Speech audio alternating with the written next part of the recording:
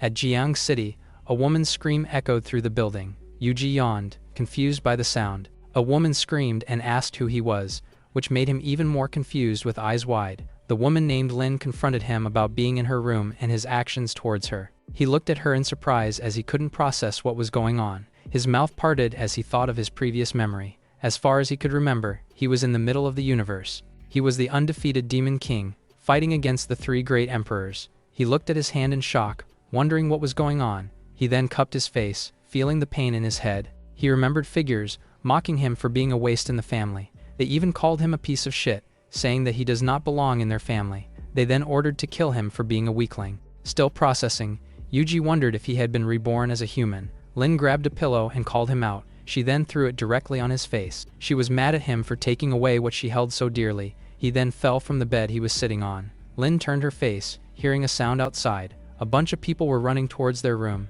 It was the journalists, taking advantage of the trap to lure Yuji to Yudo's grasp. Lin became worried because the journalists found out, and it would tarnish her life. It would also cause her to lose it because of her fiancé. Yuji got up from the fall while Lin was unable to move. His brows furrowed, knowing that it was a trap. Yuji realized that it was a setup for them to lose both their position and lives, which prompted him to wonder about the culprit behind this act. The journalist asked the other one if he got a good look, to which he answered that he did and thanked Hoku for it. Yuji heard about their conversation, wondering who Hoku was. He remembered the guy who tormented him before. Hoku was drowned in envy because the old man was fond of him. Yuji lifted his head and stared at him with such fiery eyes. Hoku noticed his gaze and questioned him. He then smirked widely, mocking him for being a waste. Going back, Yuji's brows furrowed even with his eyes closed. He then opened it and glared menacingly. He was now engulfed with a dark red aura, finally uncovering who was behind all that. It then lurked around the room, finding its way out to escape. It touched the pot, which caused the plant to wither. The dark aura then surrounded the whole building. It then became enormous, as if covering the city. It even surrounded the trees, causing the people around to look at it in awe. It managed to touch every plant and animal there was. The red aura surged towards the mountain. It then landed on the ground and created a whirlpool out of it.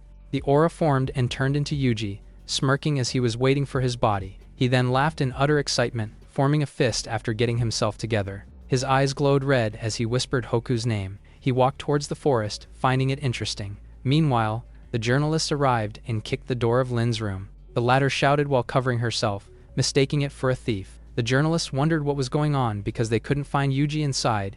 It then caught Lin's attention. She looked behind in confusion because he was just there inside. Her gaze landed on the plant in confusion because it had withered. Arriving in front of the building, Hoku and his assistant got out of the car. He then lit a cigarette. He then smirked and thought about how the old man would protect him in the dispute. His assistant commended him for being smart and not dirtying his own hand. He then grabbed his phone and answered the call. He informed Hoku that journalist Jang was calling. Hoku then told him to hurry up and answer the call, which he followed. His face suddenly seemed to be disturbed. Hoku got impatient and asked why it was getting longer. The assistant turned around in horror, saying that Lin was all alone. Hoku looked at him in rage. He instantly grabbed the phone and furiously asked them. Jang confirmed that no one was really there except Lin, which angered him more. His eyes suddenly widened, seeing the man in front of him. Covered in red aura, Yuji smiled and asked if he planned all the acts. His assistant told him that it was Yuji, which he already knew. He tossed the phone to his assistant while cursing the paparazzi.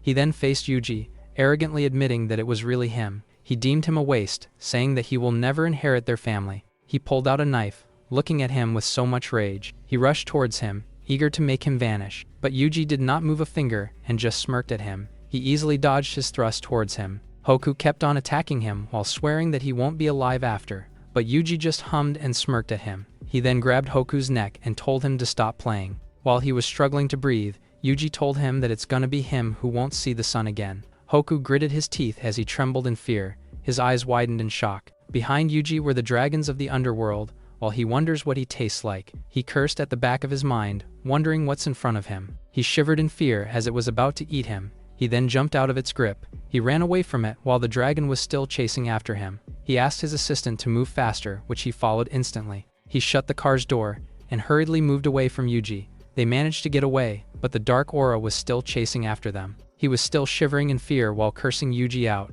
His assistant pointed out the sign on the roof, which made him look up. Yuji was still left standing there with the red aura in his hand. He was smiling while holding the same sign that appeared on the roof. He then shut his fist and broke it. Hoku panicked and told his assistant to jump right off the car to evade. He frantically asked him again while the aura slowly engulfed him. The car suddenly burned down and caused a massive explosion. Hoku was now wounded and lying on the ground, his eyes narrowed while thinking that Yuji was a demon. His eyes then slowly shut with the same thought. Yuji swept the thought away and decided to keep Hoku alive. His eyes turned red with determination to kill him if something goes wrong. He then walked through the night, he looked up at the sky, and wondered about the demon planet and Hera. He remembered that she blocked the attack that was originally for him. He gritted his teeth because of how strong the attack was. He then shouted in anger and called for her name. Hera turned her face and called him softly. Lying on the ground, she admitted that she only wanted to be with him no matter what. She held his hand and closed her eyes with a smile. The great emperor once again followed up an attack, but he didn't dodge it. His brows furrowed, wondering if Hera also reincarnated, but he waved it off because she was the Star Empress, and she's also stronger. He then bowed his head and grinned, asking her to wait. He emitted a red aura while still on the water. He raised his hand, vowing that he will return to be the Demon King once again. The dark aura surged through the water, with him being engulfed by it. He smirked, knowing that the body he's in is weak. He then raised his hand upward, smirking because the earth has an abundance of life force. His face turned into a demon, swearing that the people's life force will be his. He activated his soul, devouring the art of birth. The fishes suddenly turned dead through the lake. At the riverside of Hu City, an old man was fishing, while the girl seemed to be bored. She scolded her grandpa for sneaking out even if he wasn't fully healed yet. Her grandfather told Yumi not to worry about his health. The man named Zhang followed up, saying that he was the king back in the days, which made her sulk. She looked at her grandpa, saying that it was indeed true. Her grandpa is the king of soldiers, while his uncle Zhang is also the sparring king. The fishing rod suddenly moved. He smiled as he finally caught something. He raised the rod and something massive showed up. He got up, knowing that it was a big one. His eyes narrowed, pulling it with strength because it was running away. He threw the rod midair and finally pulled up the thing. The three of them were shocked upon seeing it. A black cloth suddenly went down the ground. Yumi hid behind her grandfather, while the butlers seemed to be alerted. Yuji rubbed his head amidst the smoke, as if he was awakened. Zhang covered for his master, thinking that it was an enemy's attack. The butlers then instantly charged upon his cue. The old man tried to stop them, but it was too late. Yuji turned his gaze upon hearing the commotion. An explosion took place and sent the butlers away. He grabbed the butler's neck, asking why they were attacking. Zhang was shocked as he managed to defeat them single-handedly. He rushed towards, but the old man tried to stop him. He leapt upward while Yuji tossed the butler on the ground. The latter's eyes narrowed, knowing that he was approaching. Zhang landed a strong kick on Yuji. He thought that he got him with one strike, but Yuji seemed to be unscathed. He was shocked upon witnessing that he effortlessly blocked it. He leapt backwards, thinking it was impossible to block without moving. Zhang gritted his teeth as he stared at him, while Yuji was standing confidently. He ordered the butlers to attack all together, and the three of them instantly surged towards Yuji. But Zhang and the butlers were now struggling, as they were surrounded with red aura. Yuji rushed towards him and tossed him on the ground. He then gave him a roundhouse kick and sent him away. But Zhang did not back down and followed after him again. He found an opening and his fist started glowing in gold. Yuji noticed it and turned his head, but it was too late. It caused a massive explosion between them. The old man named Ben was shocked, seeing Zhang flying away from the explosion. He then called him out in worry, but Zhang told him to run away together with Yumi. Yuji admitted that Zhang was strong while calling them out. He pointed out his clothes, saying that it was ruined and they should compensate him. Ben was confused because he was only asking for compensation and not revenge. He pulled out a card, apologizing to him for the damage while thinking that he was strong. He then asked for his name as if establishing a relationship with him. Yuji introduced himself while taking the black card. He added that Ben doesn't have enough time to be friends with him. Ben's eyes suddenly widened in confusion. He wondered what he meant by saying that. Yuji revealed that he indeed looked strong and full of energy, but he only had a little time left. The three of them were in utter shock upon hearing it, while Yuji's eyes narrowed as he looked down on them. He turned his back, leaving Zhang retaliating, but Ben stopped him. Yumi got irritated because of how he acted. She shouted at him because he treated them poorly despite their status. Yuji turned his gaze with a smirk. He then walked ahead and told them that it's just a warning out of goodwill. Ben revealed that he had an illusion of fighting with an ancient beast by the looks of him. He added that it could have been a snap of his finger to kill him. Zhang admitted that Ben's instinct never fails, so they indeed fought with a big one. Ben revealed that Yuji reminded him of the legendary individual from the Ace Squad, which surprised Zhang. He shut his eyes and fell into his thoughts. Suddenly, Yumi called him out and asked him to look. She informed them that the fishes on the river were all dead. At the city school, Yuji was walking alone in the middle. The people around him threw a nasty look towards him. He realized that Yuji was really hated by everyone around him. He realized how weak the body was, but fortunate enough to use his identity. He heard the rumors about him with Lin. It prompted him to turn around and look at the one who spoke. It was Koto and his ex-girlfriend, Fuki. Yuji recalled how obsessed he was with her that he fell into depression after breaking up. Koto mocked him for his existence, saying that his family and the Gong family had been looking for him. Yuji asked if he was done talking, because he opted to go. He turned his back and started walking away, leaving them in embarrassment. His action enraged Koto, which made him grab his shoulder with such force. It prompted him to stop walking. Koto clenched his teeth because Yuji dared to ignore him. The latter apologized, saying that he was having a hard time hearing the sound of a mole. It enraged Koto more, but Fuki cut him off and told Yuji to apologize now. Koto suddenly smirked before him. He grabbed Fuki and asked if he was mad because he stole her. He pointed him out and called him a trash who's not worthy of Fuki. Memories of how he and Fuki were before started flooding in, making Yuji look up in confusion. His eyes suddenly narrowed. He then smirked and told him that she was not worthy of his anger. He added that Koto seemed to be nature-loving because he was grabbing trash like her. The students around them began murmuring, knowing that it would cause a big trouble for him. Koto clenched his teeth and shivered in rage while throwing insults at him. He threw a tantrum in front of him, saying that he couldn't stand a chance against him. Fuki also retaliated, faking that she was blinded in the past and cursing him over. Yuji turned his back, not minding everything that they had said, and even congratulated the two of them. Koto's eyes bulged out as he became even more furious about it. He then leapt upward for a punch to teach him a lesson. Yuji suddenly warned him to stop, saying that he will drop dead if he continues. Someone suddenly showed up, which made Yuji look back and alerted him. It was Yumi, warning everyone not to touch him because he was her boyfriend. Koto froze on the spot, deeming it impossible. Meanwhile, the two of them started bickering around. The people around them were in utter shock because Yumi is the school's beauty. They continued trashing Yuji out in disbelief, which prompted Yumi to warn all of them again. Koto gritted his teeth as he shivered in fear. He then bowed down and told her that he won't dare to go against her family. Yumi's eyes became really cold as she affirmed. She turned to Yuji and pretended to be in a loving relationship with him, but he seemed to ignore it, which prompted her to call him out. She was left confused when he started walking ahead. He stopped in front of Koto, warning him to stop bothering him. He smiled widely and grabbed his shoulder, thanking him for taking Fuki away. The latter suddenly clinging to Koto, trying to explain herself. But Koto didn't listen and gave her a punch. She landed on the ground, while he was mad at her for being an all-boys girl. He turned his gaze to Yuji, being furious at what had just happened. Meanwhile, Yuji and Yumi were now walking around the school, and she asked if there was a way for him to thank her for helping him out.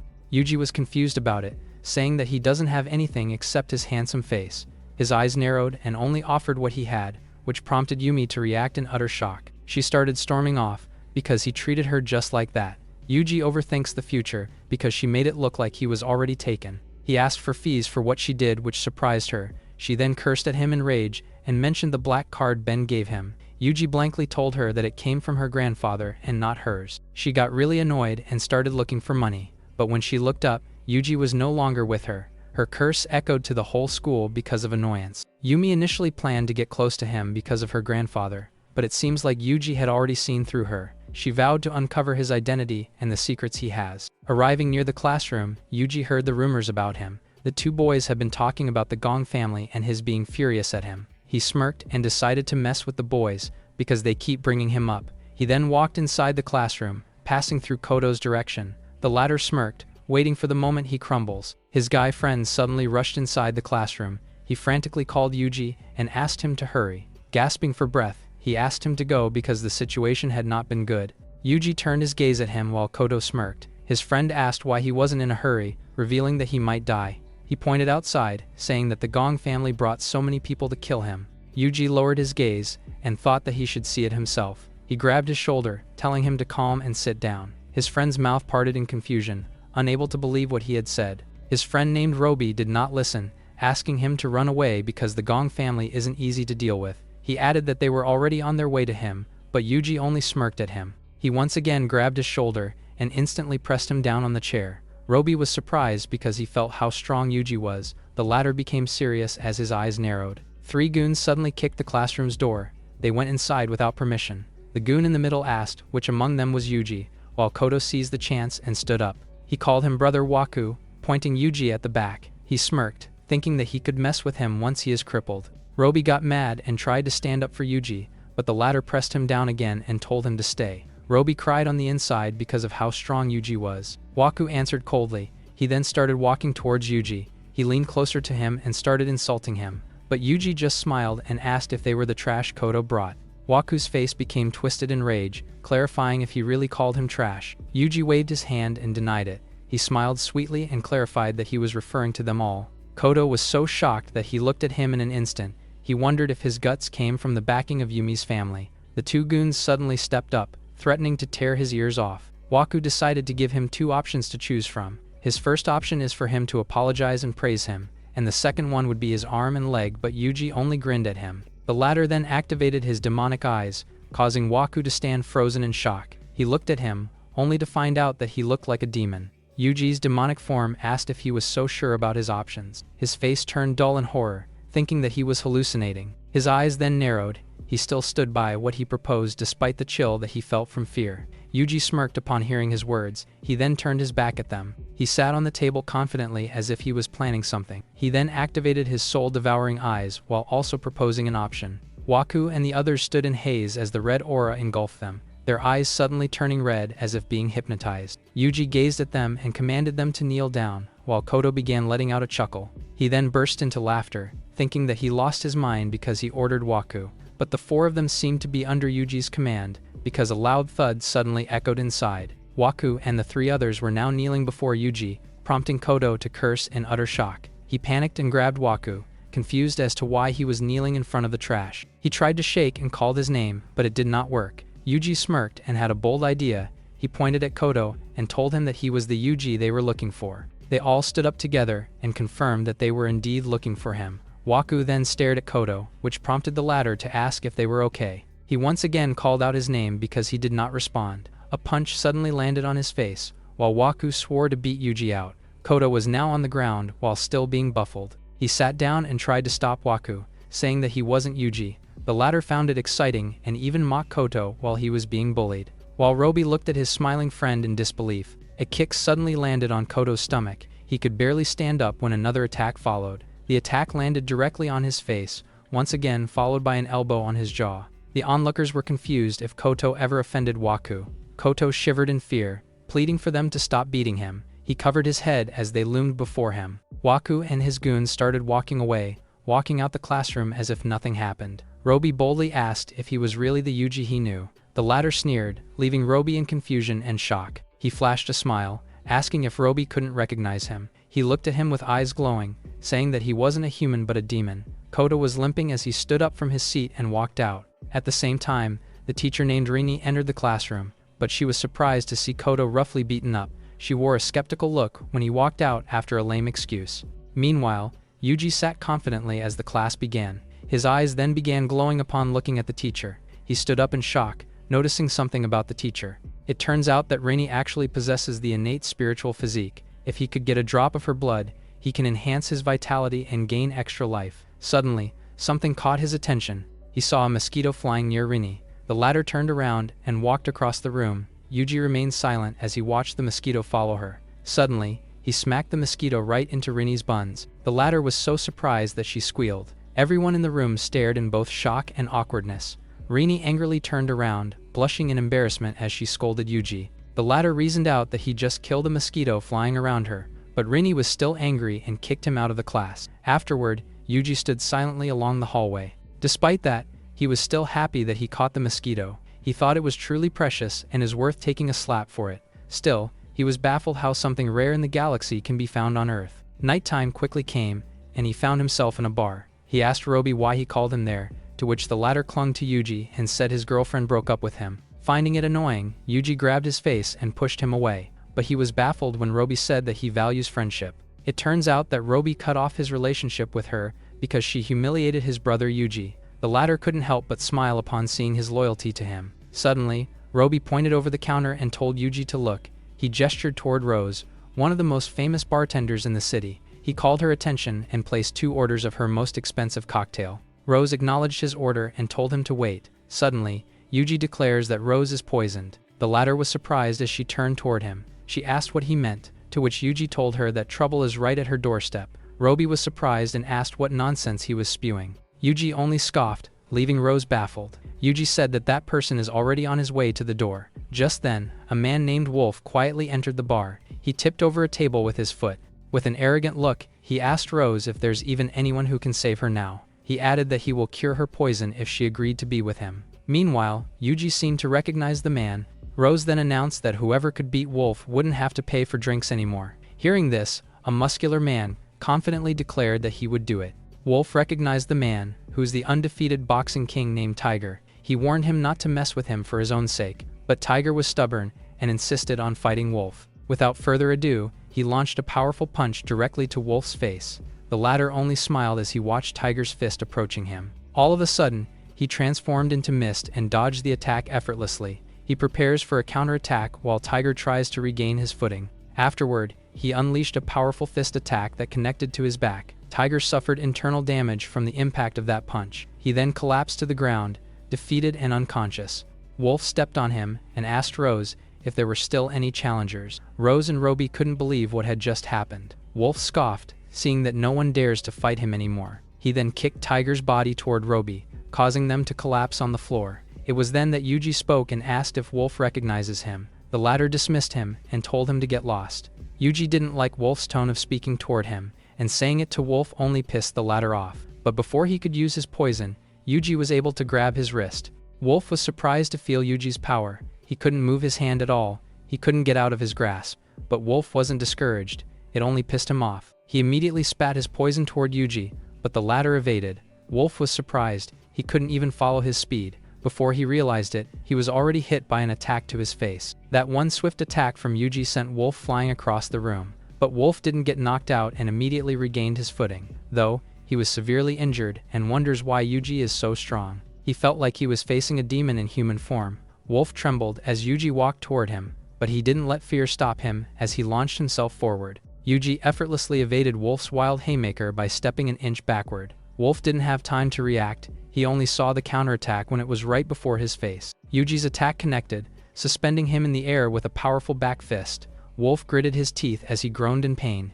He fell down to the floor with a thud. Yuji approached him and asked if he still couldn't recognize him, but Wolf continued being stubborn and spat poison toward Yuji. The latter evaded the attack, mocking him for being stubborn. Yuji stomped on the ground, and Wolf was terrified as he realized what was about to come next. Yuji suddenly unleashed a powerful crimson burst of energy, shattering the ground. Wolf managed to evade and prepared his fist for a counterattack. He swung his fists, unleashing several poison projectiles. Yuji was surprised. He had no time to react from the attack. The poison projectiles hit him in the face, causing him to reel backwards. Wolf burst out laughing, thinking he finally poisoned him. But when Yuji glared at him with the poison projectiles in his mouth, Wolf was utterly surprised. He couldn't react when Yuji suddenly extended his hand to grab his face. He then wiped the floor clean using Wolf's body. Afterward, Wolf was seen exhausted and injured. Rose and Roby couldn't believe what they were seeing.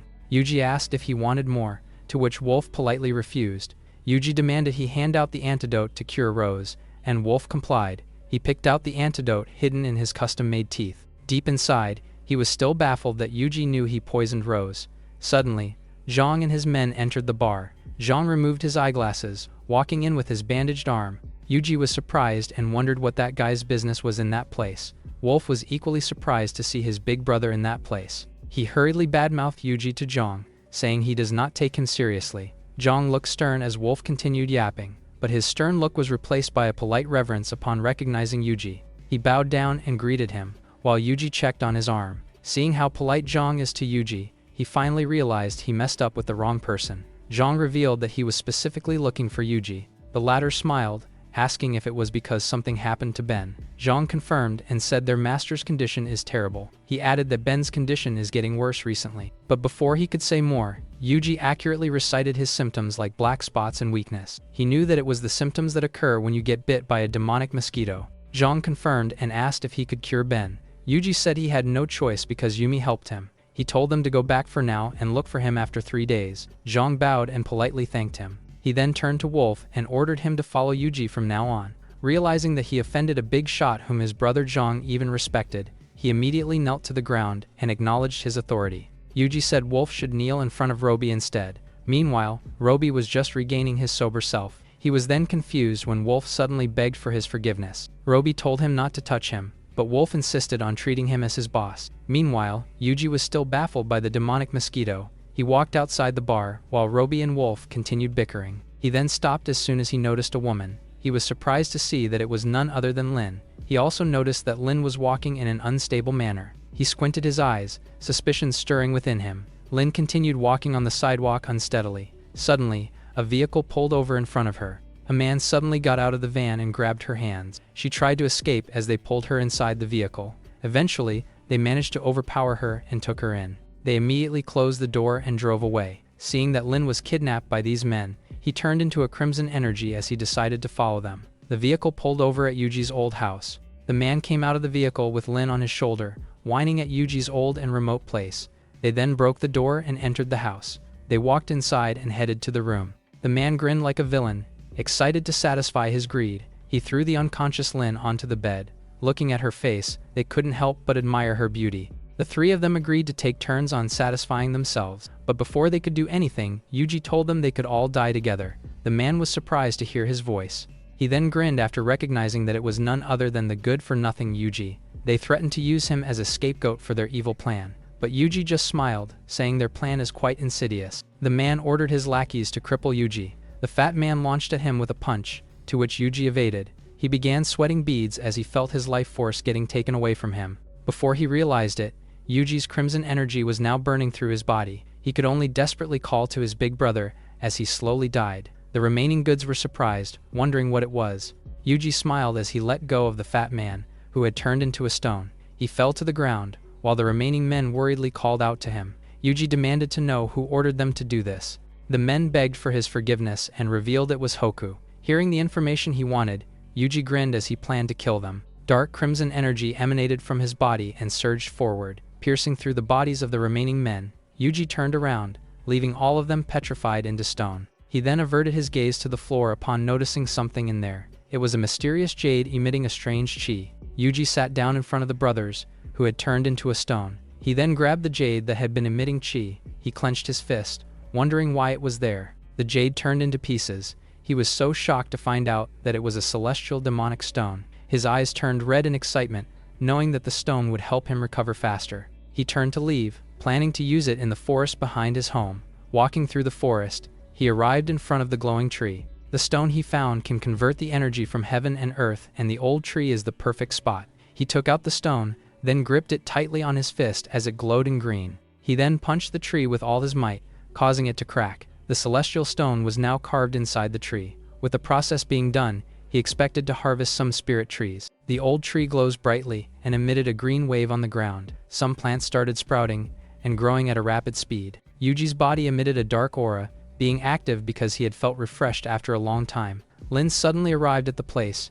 Yuji cursed at the back of his mind for forgetting about her. Lin's face was red, looking at him from a distance. She then started walking towards him. She threw herself at him and asked why he had a gut to dump her. The two of them fell on the ground, with Yuji being confused. He was shocked because she started pulling his clothes and refrained from letting him go. His face turned red, having no choice but to save her. He then grabbed her arms, turning her on the ground. He gritted his teeth because of how troublesome she was, deciding to disperse her energy first. He started pointing at her forehead, making her scream while emitting a purple energy. She shut her eyes as she grasped for breath. He managed to disperse only a little, and there's still a lot remaining. He was thinking of doing something for the remaining energy when she reached for him. She then pulled him closer for an embrace, leaving him with no other choice. They spent the night under the glowing old tree. Morning came and Lin woke up with a headache. She instantly sat down, because she wasn't able to recognize the place. She then screamed, waking Yuji up. She shouted at Yuji, finding out that it was him again, but the latter stopped her. She then recalled being kidnapped and asking for help. She turned her head and asked if she could borrow some of his clothes. Yuji sat down, saying that she clearly took advantage of him. He got up, prompting her to ask, which he answered that he would get some clothes. He then started walking away, leaving her admiring the place. She shut her eyes, feeling the peacefulness around. But then, Yuji threw some clothes at her. She shouted at him in annoyance, but he just brushed it off. She asked him to turn around, and started wearing the clothes while asking about their location. She finally put it on and stood up, asking him to drive her home. Yuji told her that there is a crappy van waiting outside. He smiled at her widely and added that he doesn't have a driver's license. Still, at Yuji's home, Lin sarcastically asked if the car drove itself. Yuji leaned on the hood, asking her to drive him to the city too. Lin dismissed it and opened the car's door. She then invited him as she sat on the driver's seat, which prompted Yuji to thank her. She threw some sharp gazes at him while cursing at the back of her mind. She then started the engine, and the car drove really fast. She wonders why he wasn't afraid even though she was driving so fast. Something suddenly caught Yuji's eyes. It was a black car rushing towards them. He grabbed the steering wheel, which caused Lin to react. She shouted at him in rage and told him that he can't drive. Their van passed through the black car, prompting the black car to stop. Lin scolded him because they almost met with an accident. Both their cars were stuck in the middle of the road. Yuji's eyes glowed red as he smirked, and the car's door suddenly opened. Lin's eyes suddenly widened, wondering who was behind the car. Yuji warned him to stay inside the car because it wasn't her business. He smirked, informing her that he will collect debts and do some questioning. The guy suddenly stepped out of the car. It was Kodo with bandages on his face. He then smirked widely and ripped off the bandages while sarcastically thanking Yuji for the scars on his face. As soon as Yuji got out, he mocked Koto for leaving the hospital too early even though he looked like that. He even asked for him to go back and let his brain be examined by the doctors. The two of them stood face to face.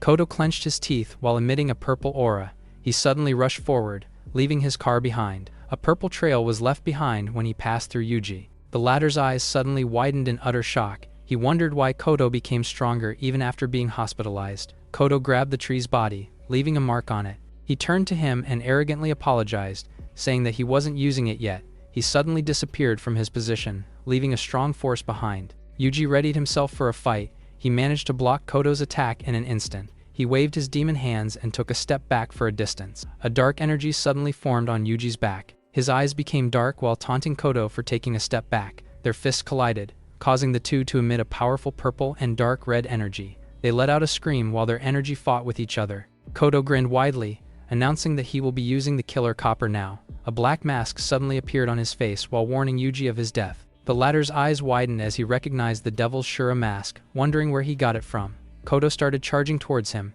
His eyes suddenly widened as it turned red. A purple beam suddenly surged towards Yuji. He was sent backwards, but despite that, he warned Koto for what he had done. Koto suddenly transformed while Yuji tried to tell him what the mask really was. But he didn't listen as he succumbed to the thought of killing him. Yuji gritted his teeth, giving him an option to spare his life by telling him where the mask came from. But Koto disappeared in front of him, leaving only a trail of purple energy. Yuji's eyes widened in surprise. He looked up, seeing his opponent above glowing in purple. Koto descended downward and attacked Yuji, to which he blocked instantly. The ground started breaking because of the force, while Yuji was struggling because Koto's strength doubled by wearing the mask. The two of them continued clashing. Lin got out of the car and peeked, wondering what was going on. Koto raised his fist to land the decisive blow. Yuji was shocked, recognizing that his situation is not good. Koto descended with a powerful strike that Yuji barely evaded. He stepped backward, thinking he needed to keep his distance. But Koto was so fast he was able to catch up to him instantly. His eyes were burning with rage as he chased Yuji.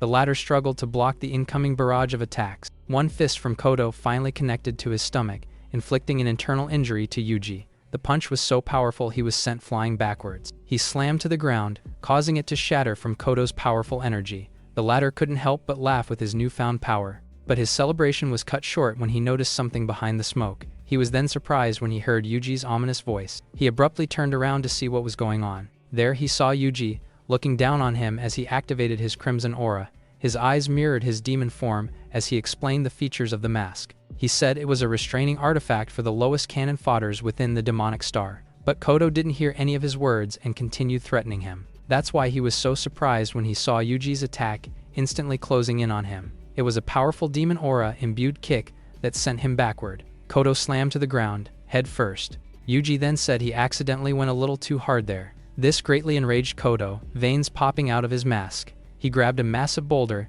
then tore it apart to remove Yuji's footing. He slammed the boulder to the ground, along with Yuji underneath. The boulder began cracking as a crimson demonic aura seeped from underneath. But Koto wasn't done yet and charged a ball of energy within his fist. He launched it forward, determined to kill Yuji this time. Yuji was unfazed and challenged him to see who would die in this match. Their fists collided, releasing a powerful shockwave from the clash of their energies. When Yuji's demonic aura began to overpower him, Koto was greatly surprised. Yuji landed on the ground while Koto suffered agonizing pain as the demonic aura burned his arms. Enraged, Koto pushed his transformation further and threatened Yuji. But the latter flat out said that he doesn't have the strength to beat him. Kodo grabbed his mask as he continued the morph. His body had grown disgustingly huge as he charged at Yuji. There was not a trace of humanity in Kodo's eyes anymore. Seeing that he let himself be corrupted by the mask, Yuji knows he's beyond saving. He promised to make it quick for Kodo and unleashed his attack. His sharp demonic aura tore through Kodo's massive body, shattering the mask bound to his face and soul. Kodo fell to the ground, defeated and lifeless. Yuji stood triumphantly over his dead body. He placed his hands on his head, wondering where he got the mask. He extracted Kodo's soul using his skill. He began consuming his soul to increase his energy. Kodo's soul tried to retaliate, attempting to escape from his grasp, but Yuji didn't let him go and continued to feed on him. Suddenly, he saw visions of a galaxy in his mind. He also saw an ominous silhouette staring right through him. Yuji was surprised to learn that the young master of the Gong family is the one behind it. Meanwhile, the dust and smoke began to settle. Lin came out of the car to check, wondering if it's over now. Yuji came out from the chaos while wiping his pants. Lin asked if he was okay because of how terrifying the fight was. She asked if Kodo was dead, which he deserved because he tried to kill them. Yuji commended her calmness and asked where he could get some information. Lin thought about it and remembered their school because it has the largest library. Later, the two of them arrived at the school gate. Lin asked about the van, but Yuji casually gave it to her because he doesn't have a license. She suddenly had the courage to ask who he was and the power he possessed. Yuji halted and turned his gaze at her in confusion, but Lin dismissed it and told him to go. Yuji bid his goodbye and reminded her to call him if she was caught in trouble, while Lin stared at him in confusion. She then checked her phone for his number. She looked down, wondering who he really was. While walking, Yuji recalled his encounter with the demonic aura that came from his planet. He was now determined to do some research to uncover the state of this world. A girl with pink hair chuckled behind the tree, sneaking behind. Later, Yuji laid back because everything that was recorded in the book seems normal. A girl suddenly covered his eyes, asking him to guess who she was. Yuji instantly turned at her while she let out a chuckle. His eyes suddenly widened upon seeing her. He seemed to recognize her from Hera while she was looking for him. Yuji turned the thought away because it was Annie, his childhood friend. Annie leaned towards him, asking if he was okay. Yuji dismissed it and said that he was fine, prompting her to cheerfully invite him to her party. Yuji flicked her forehead, saying that he will join. Annie got excited and cheered happily in front of him. Later, they arrived at a big hotel. Yuji looked around and found that it was very fancy. While suspecting how wealthy her friend was, his eyes narrowed and decided to investigate the things further. An assistant suddenly asked if they were the celebrant, giving them the direction of the party while asking them to follow. Annie worries that the place seemed to be expensive, but Yuji dismisses it. At the back of his mind, he was thinking that they were after him. The two of them arrived at the party hall, prompting her friend to get up. Her best friend named Xiao hugged her upon arriving. She then suddenly asked the man beside Annie, which she introduced to her. But Yuji seemed to not care about it and just looked away. Annie worries that they spent a lot on the surprise party, but Xiao told her that it was nothing. She added that the young master Hobek will pay for it all. The latter welcomed Annie and asked her for a drink. Annie declined because she's not good with it, but he asked for a little drink. Yuji suddenly snatched the wine from his hand, drinking it directly in her place. His gaze landed on Hobek, asking him for a man-to-man talk. Hobek smiled arrogantly, recognizing Yuji. The two of them went outside.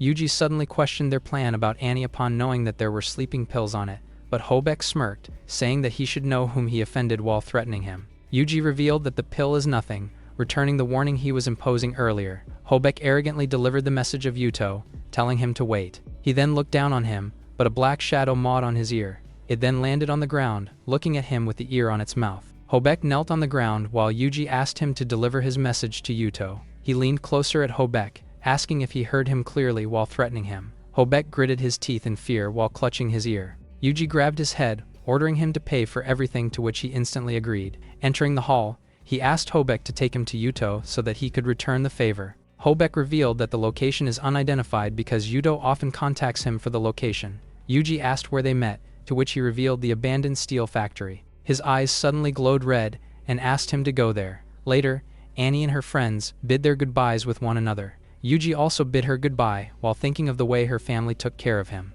He turned to Hobek, asking him to bring him to the factory, which made him turn into a stone as he agreed. Yuji smiled for having his power, telling him that he should have learned his lesson. Opening the car door, Hobek was warning him in the back of his mind. Yuji's phone suddenly lit up for a call. The caller seemed to be panicking while telling him that Roby had gone missing. He instantly got enraged upon hearing it. Later, he and Hobek had arrived at the abandoned factory. He asked if Hobek is coming with him, but the latter answered that he wouldn't dare. Yuji smirked while holding Hobek's phone and asking if he lost something. The latter panicked, asking how he got it while Yuji was answering Yudo's call. He directly said that he knew about Robi's kidnapping and asked to meet up. Yudo declined his invitation because he was sure that he wouldn't be alive until tomorrow. He then ended the call with a smirk on his lips. Yuji was seriously listening to him until he hung up, which instantly enraged him and caused him to crush the phone. He turned to Hobek with glaring eyes, asking if it was all because of Yudo's doing, to which Hobek instantly affirmed while telling him how powerful the Gong family was. Yuji sarcastically thanked him for the warning and told him not to worry. A purple energy passed through Hobek, causing his confusion. Him and his car suddenly ignited and caused a huge explosion. Meanwhile, Robi was tied to the pillar. Waku whipped him for being friends with Yuji. Robi managed to brag about Yuji, saying that he is signing for death. Waku grinned, saying that Yuji will pay for the humiliation he received from the other day. He suddenly calls for someone, asking if Yuji has a chance to live. He introduced him as Snake, while the latter greeted Robi. The latter sensed a bad aura towards him. Snake smirked, knowing that Yuji had arrived. The latter kicked the door without hesitation. He found out that Yudo wasn't there, but they should probably know where he was. Waku affirmed what his brother had said while Snake suddenly disappeared. Robi was shocked upon his disappearance. Snake suddenly showed up above Yuji to launch an attack. Yuji looked up as the snake began traversing the direction. He instantly dodged the attack by leaping on the side. He arrogantly called him a worm, saying that Yudo is underestimating him. Snake smirked with a green aura around him, threatening to swallow him whole. His snake suddenly burst on the ground and attacked Yuji while the latter realized that he is a cultivator. Snake curiously asked what the cultivator meant. Yuji's cat suddenly lunged at the snake's body and bit it. He smirked at him, asking if he only brought one snake with him. Snake cursed at him in rage, finding out that he had some technique too. Dark energy suddenly appeared and surged towards Snake's direction. The latter did not move and waited for it. He then raised his hand as it glowed in green. Both his hands suddenly turned into king cobras while swearing at Yuji. Yuji found it boring and asked him to show something else while calling out his spirit cat. His cat finally achieved its own freedom and formed into a spirit beast, having no problem with a friend. Snake stayed arrogant, daring to know whose beast is the strongest. He instantly charged his king cobras towards the cat, but the latter leapt upward to evade. It then bites the cobra's body midair. Snake smirks at him and tells him that he will take his life. But Yuji mocked him for not being able to move while controlling a beast. Snake was suddenly taken aback because Yuji does not need to control his beast. The latter excitedly charged towards him, telling him how trash he was. The attack landed on the ground as Snake managed to dodge. He then gritted his teeth because of losing control over his beast. Yuji once again leapt upward to attack, mocking how low his level was. Snake once again dodged the attack while asking which family he belonged to. Yuji turned into a half-demon and said that he came from hell, which prompted Snake to answer by saying that he would send him back there. A large green snake appeared behind him as he threatened him to die. He raised his hand and the snake began surging towards his opponent. Yuji stood confidently as if it was nothing to him. He then raised his hand and returned back Snake's own words. He slashed the snake into pieces with one swift move of his hand. It then hissed at him while falling onto the ground. Snake's arms began falling because of the injury. He sneered and gritted his teeth in frustration, while Yuji mocked him for running out of cards to play. Snake seemed to lose his balance. He then winced in pain for the bruises he received. He had no choice but to call back his two cobras. The latter began surging towards him. The cobras started biting on his hands. The two of them turned red while Snake revealed that it was his trump card. 3 scarlet pythons appeared on his back as he stood firmly. The scarlet python started growling as it looked above, while Yuji called his spirit cat to return. The python began charging towards him, but Yuji did not wave and stood still. He opened his eyes and seemingly turned into his demon form. The python's attack landed, causing the ground to break.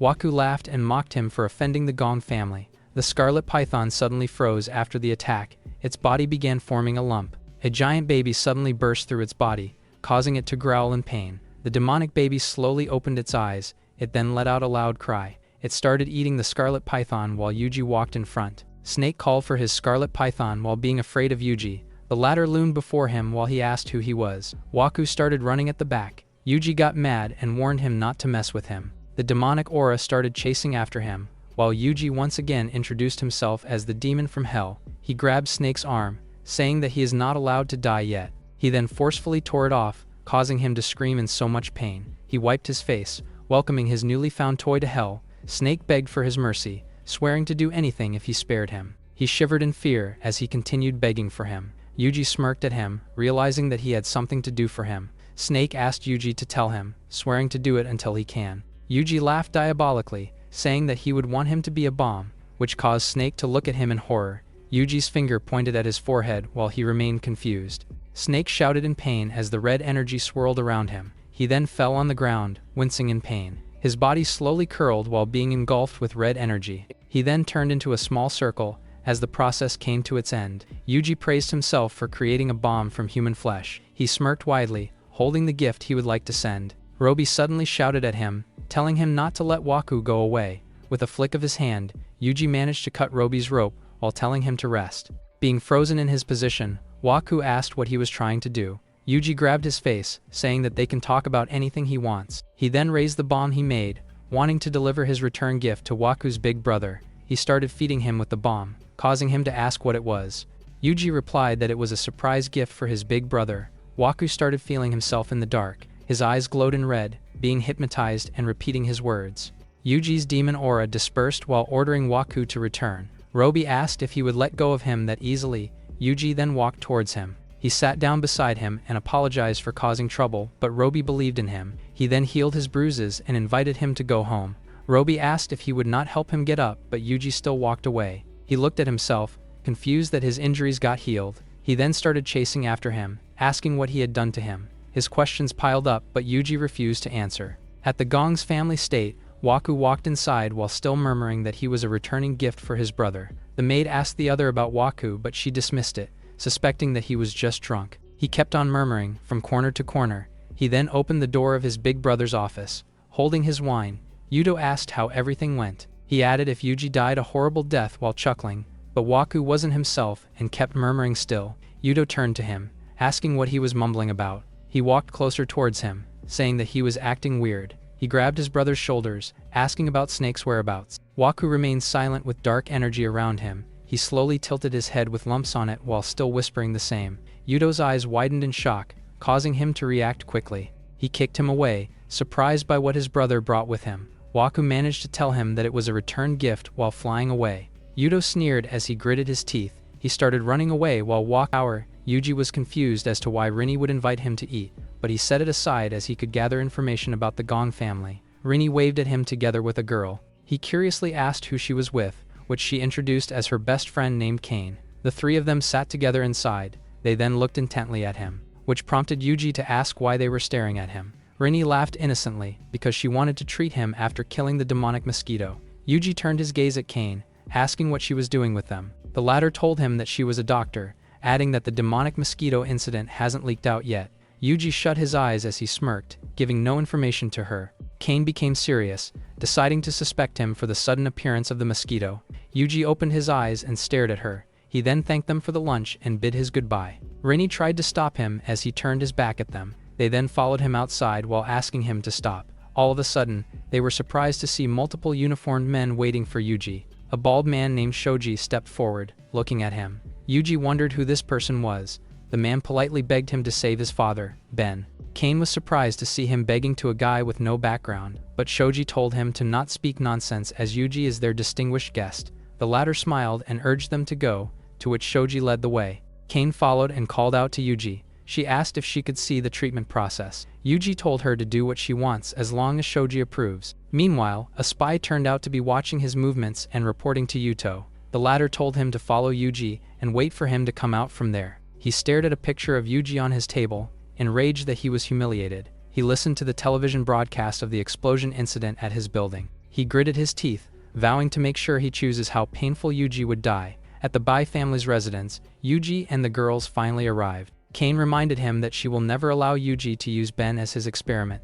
Yuji responded with confidence, saying he will definitely cure him. Inside Ben's room, Shoji thanked Yuji for his efforts. Yuji wasted no time and immediately summoned his spirit beast. The spirit cat emerged and rested on his shoulder. Shoji was surprised and wondered what this thing was, to which Yuji assured them that it won't harm them, as it is the key to save Ben. Yuji then asked for a bowl, surprising Shoji. He immediately ordered his butlers to get a bowl, to which they complied. Shortly, they were able to prepare the bowl Yuji needed. The spirit cat sniffed the bowl, looking down on it.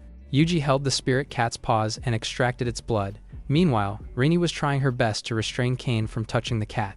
Yuji handed the bowl to Shoji, telling him to let Ben drink it. Shoji was surprised, skeptical, that this monster's blood is the cure, but Yuji confidently assured them that it's effective. He added that they should be careful of the Gong family's schemes, surprising Shoji. The room's atmosphere grew heavy when he mentioned the Gong family. Yuji noticed this and wondered why they were so scared of the Gong family. It was then that Yumi entered the room, revealing the Gong family are not powerful, but the real power behind them is the Ling family. Hearing this, Yuji couldn't help but smile. After Ben woke up, he was surprised to learn that he fell into the trap of the Gong family. Yuji said he's still figuring it out, and that the demonic mosquito is not from this world. Hearing this, Kane wondered what kind of being he really is. But Yuji told them to not delve too deeply, and he'll personally get to the bottom of it. Afterward, Yumi thanked him for saving her grandfather. Yuji said it was no problem, but pointed out that the cars outside weren't from the Bai family. Seeing several cars outside the gate, Yuji figured out it was the Gong family. And since he saved Ben, Yuji asked if there won't be a problem if he borrowed a car. Ben immediately ordered his butler to give one of their fast cars to him. Yumi turned to Yuji and asked him to follow her. Outside the Bai family's mansion, the Gong family's subordinates were still waiting. Then, a sleek white car came out of the gate. The Gong family's subordinates noticed him and were alerted.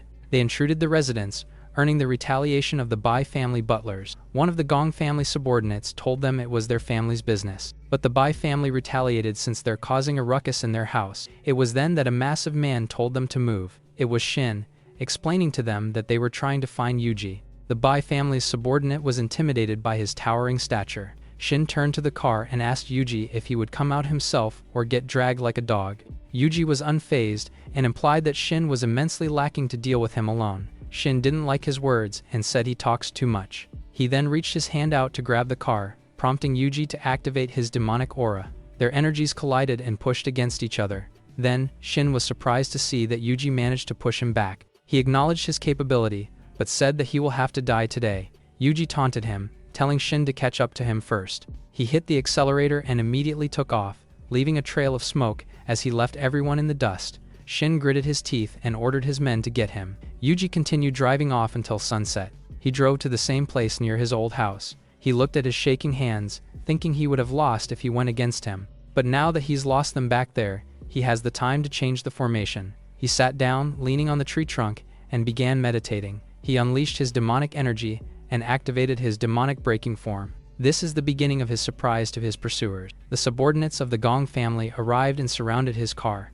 They immediately went into the forest to search for him. Shin reminded everyone to look thoroughly since he could be hiding anywhere. They continued walking through, but they found no traces of him. Suddenly, Shin was surprised to hear one of his men screaming. When they checked, the man had already lost his head. He urgently ordered everyone to gather together and not give him a chance to strike back. As they panicked, Yuji took the time to move around them. He smirked while staring at them, moving around while carrying a head. He then threw the head on the ground and asked if they were looking for it. He circled around them in his crimson energy form, welcoming them to his playground. All of a sudden, his men were taken by the crimson energy. Shin gritted his teeth, vowing to kill Yuji no matter what. Yuji decided to show up in front of him after hearing this. He smirked and challenged Shin to give it a try. Shin then added that he forgot to answer him last time. He revealed that Yuto didn't send him alone and summoned a monster named Kufu. But Yuji was unfazed and kept his composure. Yuji stood there, while Kufu tried to sneak behind him. However, Yuji already noticed his presence and said it won't work. He then launched an attack that went straight through Kufu's cheeks. Yuji grabbed his face and slammed him forcefully down to the ground. He then averted his gaze toward Shin, who was currently activating his attack. Yuji was caught off guard as the attack connected to his stomach. He was sent reeling backwards, gritting his teeth as he endured the pain. A silhouette from the trees ordered Kufu to get up, to which the latter complied and roared as he stood up. He wildly charged forward toward Yuji. The latter gritted his teeth as Kufu sneaked behind him. He charged his fist with crimson energy and prepared to attack. He propelled himself toward Kufu, only to be surprised that his attack was cancelled by another attack. It was from Shin. Standing as he aimed his energy at Yuji, he smirked, saying Yuji was still too naive. Kufu took this opportunity to wrap himself around Yuji's body. Yuji is now restrained, and Kufu was ready to kill him. He opened his jaws to bite on his shoulder. His fangs sunk deep into Yuji's skin as he sucked his life force. Yuji gritted his teeth, thinking he should have taken him down earlier. Shin reminded Kufu to be careful since Yuji might do little tricks again. He then fired a powerful projectile from his hands. The green projectile beam tore through Yuji's chest, inflicting internal injuries on him. The beam was so powerful it continued piercing through the air across the forest. As Yuji fell down on the ground, Khufu lashed out at Shin for immediately ending things while he's still enjoying. Seeing that he had a hole in his chest, they thought Yuji was dead. It was a perfect chance for Khufu to switch bodies and make Yuji his new puppet, but the meticulous Shin still felt uneasy. He once again activated his powers, to which Khufu wondered what he's going to do. He aimed his attack at Yuji, saying he'll be more at ease when he's destroyed completely. He yelled, unleashing a powerful green beam from his hands. The beam streaked through the air and approached Yuji. Upon activation, Shin's power tore a massive pit on the ground as the smoke and dust rose. Now, they're sure that Yuji is now dead, and let their guard down. Yuji took this chance to sneak on them and targeted Khufu while he was speaking. He didn't have the chance to react. One of his arms was immediately torn apart. Shin worriedly called out to Khufu, while Yuji teleported behind. He smirked at them confidently, while Shin expressed disbelief as he asked how he managed to survive his attack. But for Yuji, having a hole in his chest is no big deal. He began transforming, revealing that he finally figured out Shin's ability. He suddenly vanished from their sight, leaving both Shin and Khufu surprised. Shin particularly couldn't believe that he's still alive despite having a hole in his heart. Suddenly, a sharp energy streaked through and grazed his shoulder, but what shocked him more was that he never realized Yuji was already behind him. The latter opened his palms to summon his weapon. He then slashed through Shin's head with his demonic hunting scythe. Shin gritted his teeth as the demonic energy sunk through his shoulder. With a cold look, Yuji told him he will now end him. Yuji stood with his demonic hunting scythe. Meanwhile, Khufu rushed to check on the injured Shin. He wondered what kind of monster Yuji really was. The latter taunted them, rubbing their differences in power levels. Both Shin and Khufu were surprised when they were suddenly engulfed in darkness. They looked up and figured out that it covered the sky as well. They panicked, thinking they couldn't see anything. Yuji then gave them a chance to survive and said he'll only let one live. Shin didn't believe that Yuji would really let one go back. While Khufu agreed with his words, Shin bent over and exerted his remaining power to retaliate. He fired in all directions in an attempt to force Yuji to come out. He didn't have the time to react when he found the blade of Yuji's scythe kissing his neck. Yuji told him it was useless since he's the darkness itself. He swung his scythe and cut off another arm from Khufu. In response, Shin angrily unleashed his green beam toward Yuji. The latter gripped his scythe hard, then charged at them with a smirk. His demonic energy tore through Shin's green beam. He gradually began to overwhelm Shin with his darkness. The latter was then surprised as he looked up, seeing that his power was dispersed. Yuji then asked if they really decided that both of them would die. Now that the situation is dire, the real Khufu finally appeared. Shin was surprised and asked why he showed up, to which Khufu said he's choosing for one to live. Khufu knew that Yuji wouldn't let one of them live, but he still chose to betray Shin and stabbed him with his hands. Shin suffered internal injury as Khufu began turning him into a ghoul. Yuji wondered why Khufu would do such a thing if he knew Yuji won't let him go. Khufu smirked, saying dead bodies without a brain are so much easier to control. He pulled his hands out of Shin's head, confident in his ghoul's potential. Shin began transforming upon Khufu's ability activation. He charged like a mindless puppet and attacked Yuji, but Yuji was unbothered and responded with a smirk. In one swing of his scythe, he managed to tear Shin's body in half. Khufu was surprised and lost all hopes of surviving. Yuji once again grabbed his scythe. Before Khufu could react, Yuji already slashed off his head. He coldly said that they were just moth fires. He stood triumphantly over their dead bodies. He turned around, saying he didn't expect to find something peculiar yet weak. He told his spirit cat to stop picking since they don't look so great. The spirit cat sat before one body and devoured it.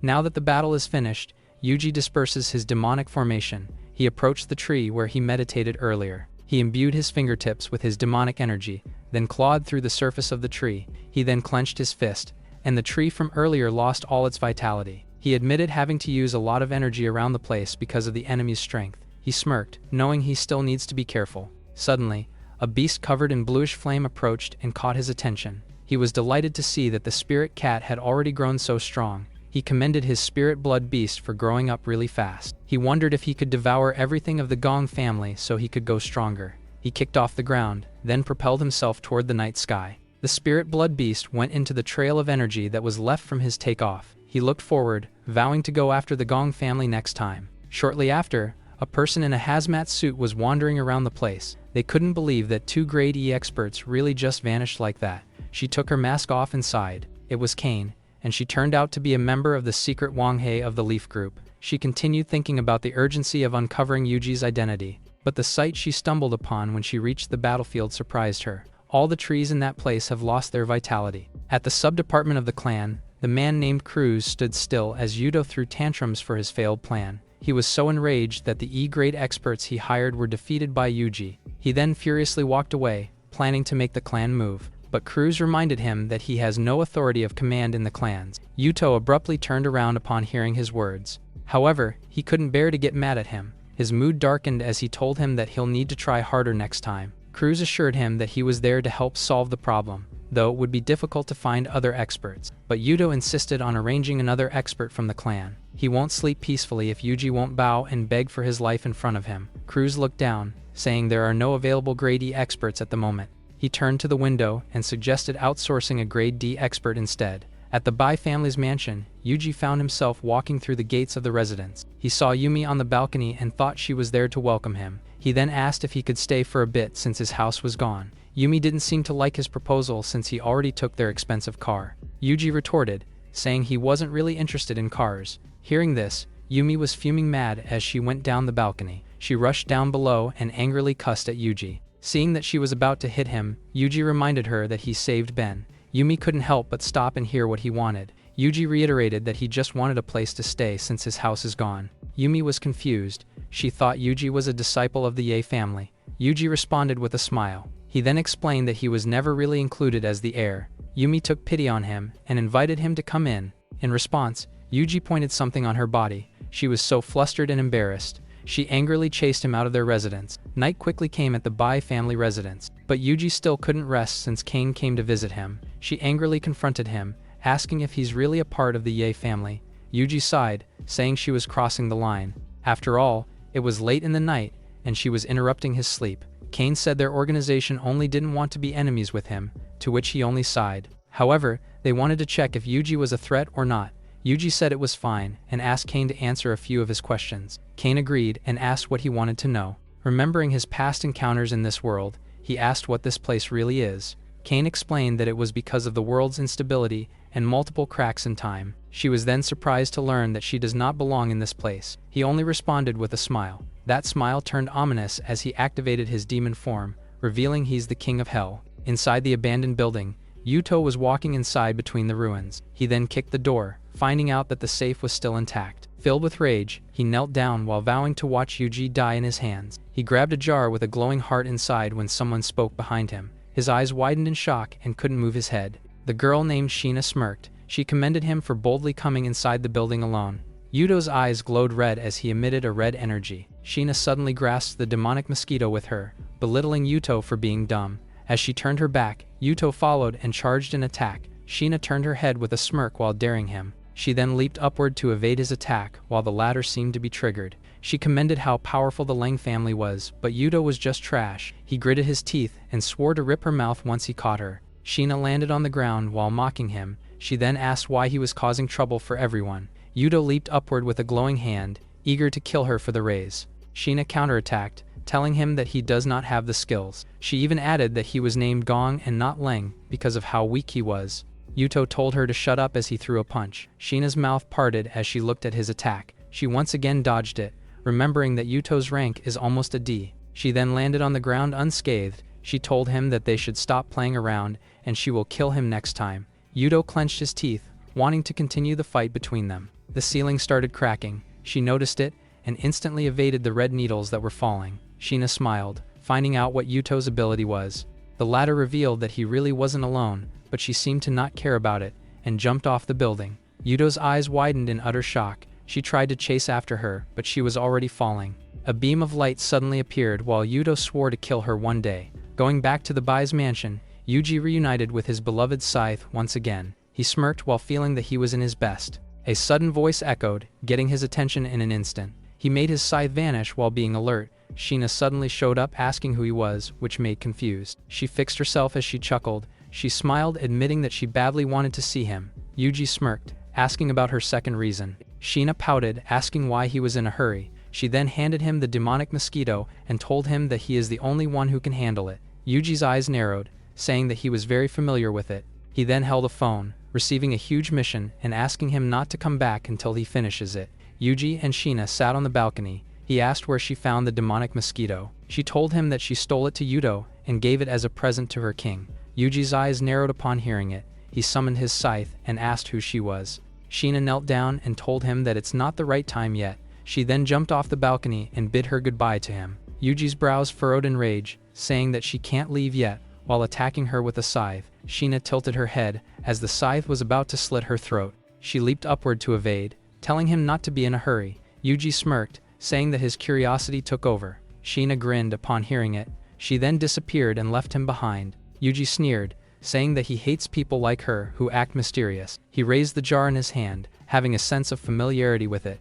A noise suddenly caught his attention. It was a call on his phone by Lin. They were riding Yuji's car along the bridge. Wolf was holding the demonic mosquito while asking Yuji what it was. The latter's eyes glowed red as he sneered. Something struck Wolf as he froze with his mouth parted. After that, he seemed to recognize what he was holding. Yuji's eyes furrowed, asking if he already remembered. Wolf nodded as he stared intently at the jar. He then asks what Yuji was doing there, but the latter does not have any idea either. With his brows furrowed, Yuji pointed at him and those mosquitoes. He then asked him to tell everything that he knew about it. He revealed that there was an explosion on their planet, and when he woke up he's already on Earth. Yuji looked at him in shock, repeating what he had said. A massive energy ball appeared before his eyes, and an explosion took place.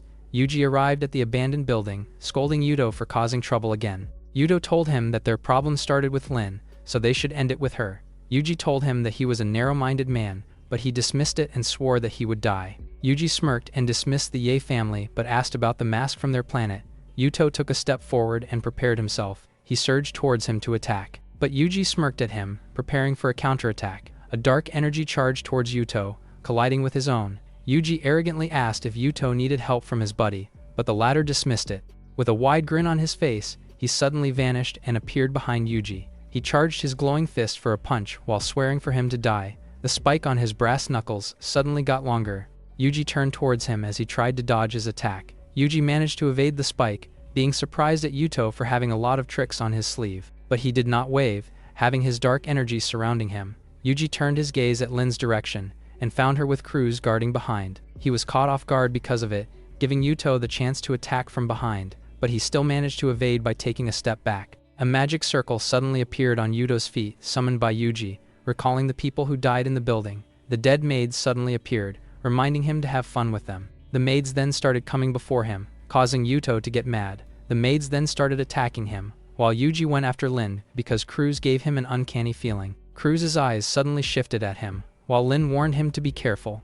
Yuji passed through, mocking him for that. But Cruz managed to grab his chest, sending him on the ground while saying that Lin should stay in her position. Stuck on the ground, Yuji asked why he was beating others with such fine clothing. Cruz told him that his defense abilities are below their standard. Meanwhile, Yuto was struggling to fight against the dead maids. He then instructed Cruz to torture Yuji to death. Cruz didn't respond to it, instead telling him to wait for the D-rank experts. But Yuto refused, saying that the two of them were enough to kill Yuji. He then leaped upward to attack, but the ground was filled with smoke. A massive hand suddenly showed up. It then grabbed his foot. It was Yuji's very own skill, the demonic baby. Yuto got mad and cursed the baby while forming red energies on his hand. The demonic baby's mouth was wide open, making it swallow the red energies. It then cried in pain as spikes appeared on its body. Yuto landed on the ground, wondering what the demonic baby was. The baby landed on the ground while he dared Yuji to show everything that he got. The demonic baby started melting away. The area became clear with just the two of them being left behind. They turned their backs at Lin's location but found nothing too. Meanwhile, Yuji was carrying Lin as he jumped off the building. The latter scolded him, saying that he was troublesome and not wanting to get involved with him again. Yuji sarcastically asked who was the one who got captured. Despite being frustrated, Lin still managed to thank him for saving her. Yuji made sure that Lin was safe before going back to deal with Yuto and Cruz. Lin was about to refuse, but Yuji jumped off again. She looked at him leave while considering that he saved her again. At the abandoned building, someone showed them the demonic mosquito. Yuto gritted his teeth, wondering where he got it from. Cruz looked at him, wanting to ask the same thing. Wolf asked how these low ranks knew about that thing. He held the glowing heart in his hand. He then smirked and told them that the real them was him and not the demonic mosquito. He munched the heart in front of them, which alerted the two. He smirked widely, saying that he hadn't had such a delicious meal for a long time. Wolf transformed, saying that he will play with them until Yuji comes back. Wolf leaned back, as he felt the power from eating the heart. Green energy swirls around him as he screams of satisfaction. He grinned widely, having so much fun with the power he received. Yuto shouted in rage, not being afraid of how Wolf had become.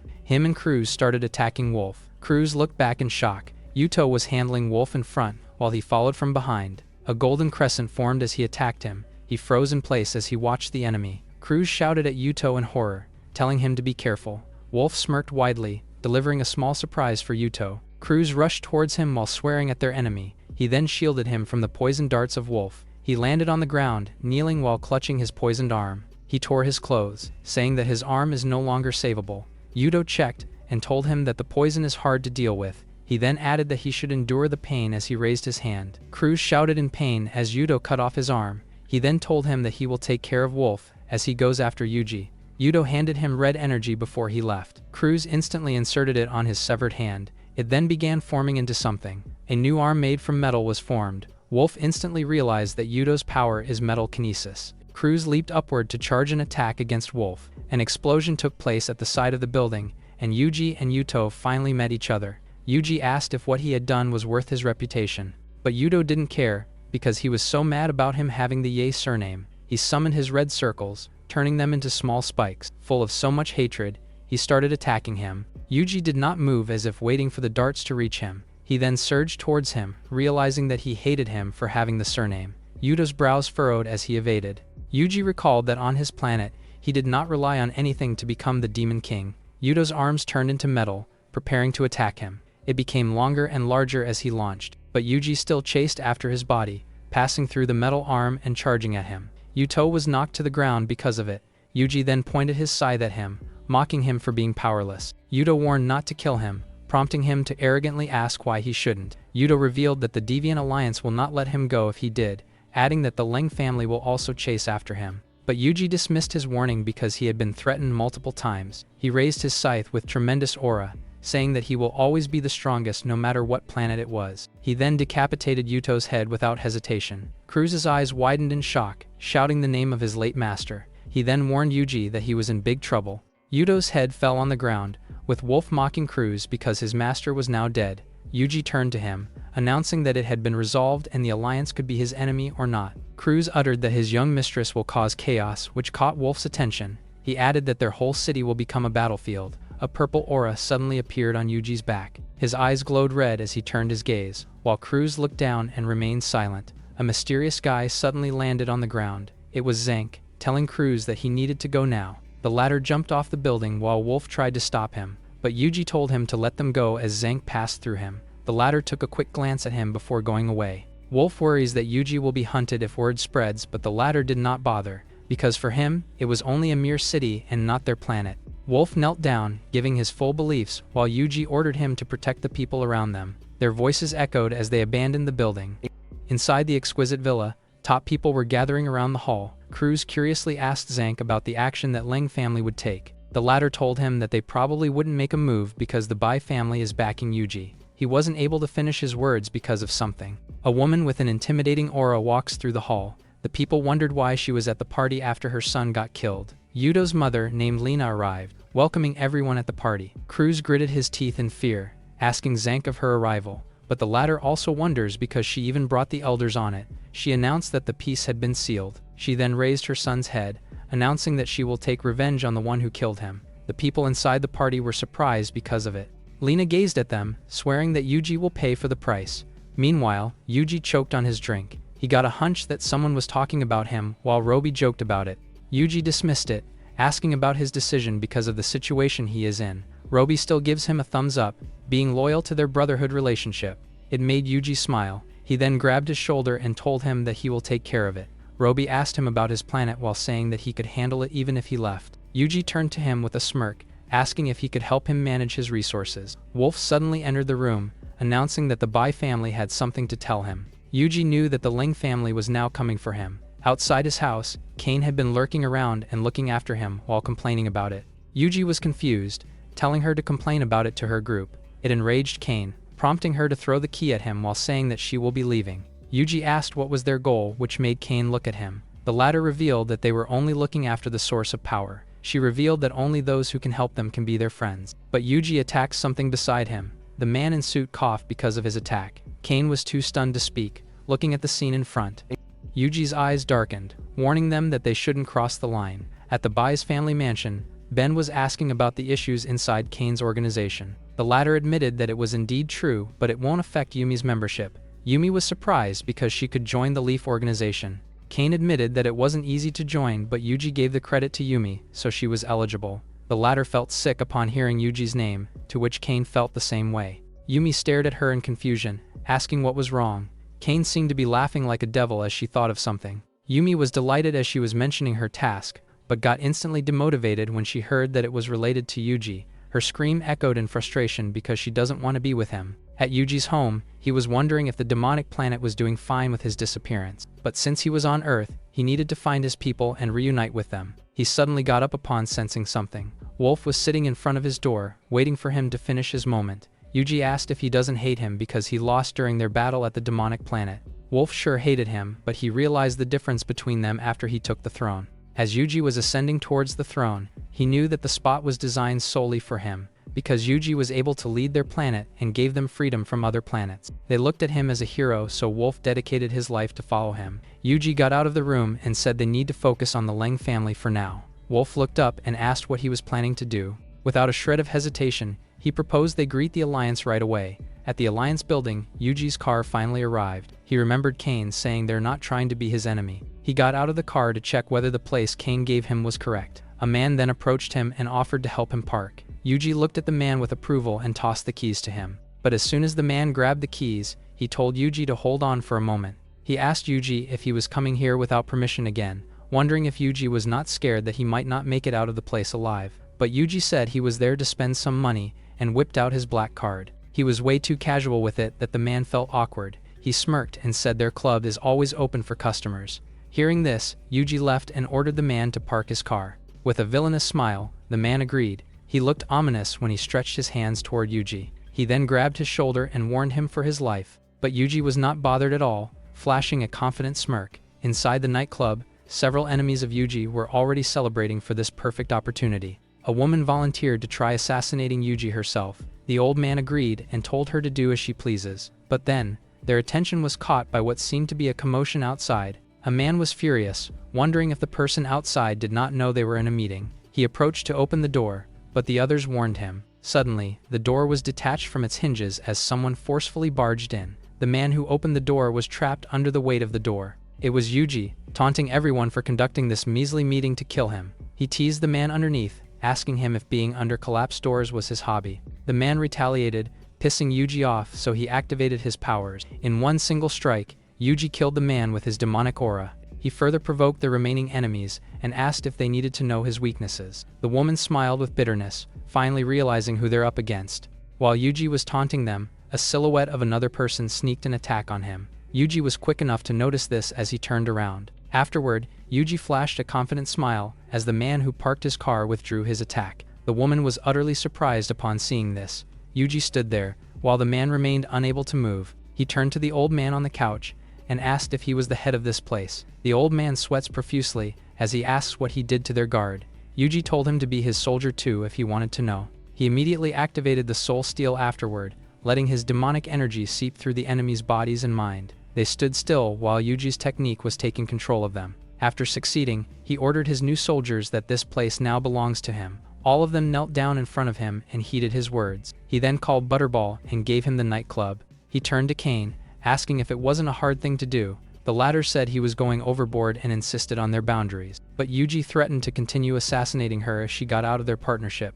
Kane had no choice and agreed to his demands. He then asked why she came to that place. She said it was the organization's order and added that Yumi would switch with her. Yuji leaned closer and said he's not asking for favors, making the girls blush. Yumi immediately pulled the flustered Kane and gave Yuji an earful. The two of them continued bickering, leaving Kane fed up with the situation. Yuji sat down on the couch as Kane reminded him not to cause troubles for Yumi. Yuji agreed and promised to take care of her, but Kane looked skeptical of his words, to which Yumi told her to finish explaining. Kane added that the Wanghae of the Leaf organization was so big that no one can really tell its size, and their Jiang City department is just an extremely small section of the whole. Legends has it that the organization is thoroughly controlling governments all around the world. It is undeniable that their influence extends all over the world. Yuji then asked if the Ghost Clan was a part of it. He asked if Kane could help him invite the clan director, pissing her off. She whipped out her phone to comply, though she didn't really want to. she politely called Sheena and asked if she could come to the nightclub for a bit.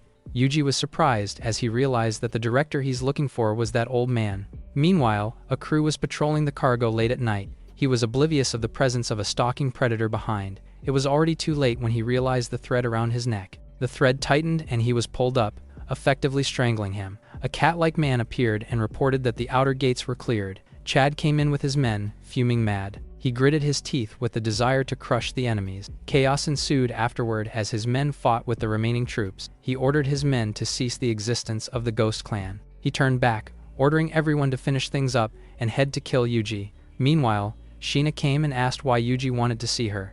Yuji expressed his dislike for people hiding things from him. Yumi scolded him for forcing Sheena to speak.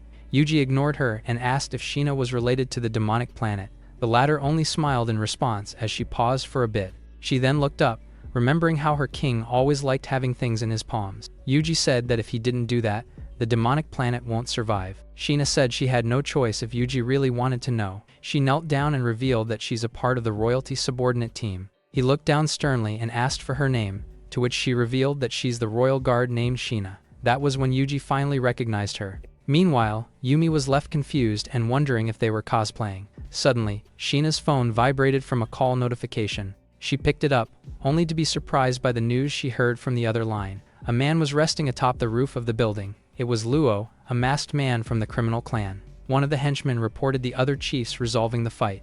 Luo took off his mask and remarked on the possibility of getting rid of the demon gate. He looked forward, expressing how he's enjoying the situation. Shortly after, the 5 Spectre clan arrived and reported that they still have to find the remaining enemies. Luo told them to give it up since they wouldn't be alive if those enemies were present. One of them didn't like his words and asked if he was picking a fight, but Luo was unfazed and further provoked them. The man didn't hesitate and immediately charged at him. It was then that a gust of wind mediated both of them. From the wind, a man named Lance, with flowing golden hair, emerged and told them to withdraw. One of the 5 Spectre clan members greeted him politely. Luo further provoked them, saying they were spared thanks to Lance. The man wanted to fight, only that his teammate stopped him. Hearing that he was still causing trouble, Lance said he'll be the one to fight with him. Luo didn't speak and raised his hand, as if surrendering. In response, Lance gave him a gentle smile. He then ordered everyone to help one of their members who was fighting with Sheena. They enthusiastically agreed, excited to hear about the upcoming fight. Lance turned to Luo and asked him to come and deal with the Heaven and Earth Spectre twins. At the highway, lots of cars can be seen flooding up. Among them was Yuji, wondering if Sheena really gave him the right directions. Sheena insisted that this road is the fastest. Yuji told them to hold on tight since he'll speed up with the pace. Feeling the sudden acceleration, Yumi angrily asked what he was doing. Her screams echoed through the highway as their car went off track. Yuji drove the car, evading the traffic jams from earlier. Sheena saw this and commended the Demon Emperor. Meanwhile, Yumi was starting to believe that he really came from hell. Yuji told her that she was already a part of a bizarre organization. As they were bickering, they were surprised to hear a thud on the roof. It was the chief Earth criminal, a woman with flowing black hair named Inori. Sheena's eyes lit up as she asked Yuji to open the door. The latter only smirked and told her to be careful. She stepped onto their car's roof and faced Inori. She then averted her gaze forward and glanced at the enemy. Inori stood in front of her, flashing a smirk. Sheena smiled upon recognizing her. Inori taunted her, asking if she wasn't on par with her. Sheena wasted no time and immediately launched a kick, to which Inori leaned backwards and evaded the attack. She countered with another fierce kick that almost pierced Sheena's face with her high heels. But Sheena seemed to be enjoying this fight. The two of them continued to clash and exchange attacks. Sheena ducked down and prepared a powerful kick. Her attack tore off Inori's clothes and exposed her body. The latter immediately covered her body, saying she wasn't able to skin Sheena whole. Meanwhile, the 5 Spectre clan members finally arrived. They saw the fight unfolding on top of the car. Yuji was also alarmed upon noticing the arrival of the enemies. Following him were the other two, who noticed them afterward. Suddenly, a massive boulder came hurling in their direction. The 5 Spectre clan members were delighted, thinking they've caught a big one. Yuji came out of the car, remarking on their extravagant way of greeting. Inori threatened him that he would die today, to which he challenged her to try it and see what happens. Sheena immediately teleported by his master's side and reported that the enemies are all D rank, but for Yuji, all of them are nothing but good meals. But suddenly, Sheena stepped forward and told him to take Yumi away and leave. She immediately engaged in a fight with the 5 Spectre clan members. Looking at Yumi inside, Yuji thought that the situation was troublesome. He then knocked on the window and told her to hide well for now. She bid them good luck, believing that they would win. Sheena dashed beside him and said she can't let Yuji personally intervene. Yuji told her to leave these people for him to take care of. Sheena smiled, thinking that the demonic emperor she served hasn't changed. Suddenly, Inori was flustered. Sheena was in front of her, ready for another fight. Meanwhile, Yuji taunted the 5 Spectre clan members to come at him all at once. In response, all 5 of them immediately charged at him. Yuji immediately summoned his ghost, Spirit Lion. The beast roared loudly, inflicting damage to one of them. The injured member fell, while his teammates immediately checked up on him. They wondered where that powerful ghost lion came from. While they were flustered, Yuji took this chance to attack, but the enemies won't let him do as he pleases and charge forward. In response, Yuji swung his arms imbued with his demonic energy. They fell to the ground, while Yuji remarked that they were too weak. Meanwhile, Sheena gritted his teeth as she fought with Inori. The latter commended her, saying she's fitting of being a member of the ghost sect. Sheena proceeded to ask her what they were really planning. She added that if she doesn't spit it out, then she will just have to beat it out of her. Meanwhile, Yuji was complacently toying with the defeated enemies. Inori then revealed that she's just buying time for the others to kill Yuji. An ominous smile flashed in her lips as she began charging purple energy. Sheena gritted her teeth, recognizing the danger posed by the energy to her lord. She immediately turned to check up on Yuji while Inori charged her energy. Meanwhile, the defeated 5 Spectre clan members began standing up, enveloped in purple energy. Yuji immediately commanded Sheena not to come near him. But being a loyal subordinate, Sheena couldn't let anything happen to Yuji. She immediately leaped forward, determined to help her lord. She gritted her teeth as she streaked through the air and approached Yuji. Meanwhile, the controlled enemy took the chance to attack while Yuji was still off guard. Sheena desperately ran to him, ducking under an enemy attack.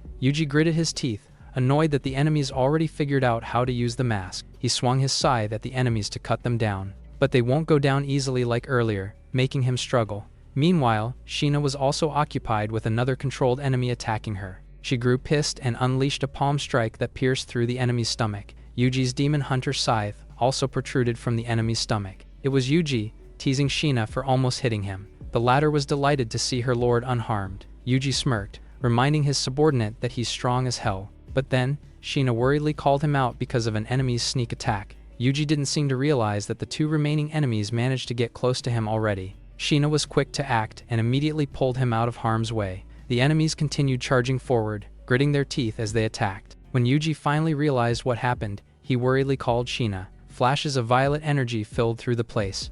Yuji could only protect himself as he backed off while the smoke began to rise. What he didn't expect was that there was someone waiting to stab him in the back. It was Inori, telling him to go back to his hell. Yuji winced in pain as he looked at the blade piercing his chest. He gritted his teeth as he grabbed the knife, turned around, fending them off with a swing of her hands. She smiled confidently, knowing those tricks won't work on her. She then prepared another attack, determined to finally end things for good. But suddenly, she was surprised when crimson energy threads began emerging all over her. She was bound from all sides and found herself unable to move. Yuji grinned, challenging him to go ahead and try to kill him now. He then coldly pulled the blade off his chest. He shattered it with his bare hands as he activated his crimson demonic energy. In no time, Inori was enveloped in darkness. She could only silently beg for help while the dark energy began encasing her. A sphere made from darkness was conjured, and Inori was imprisoned in it.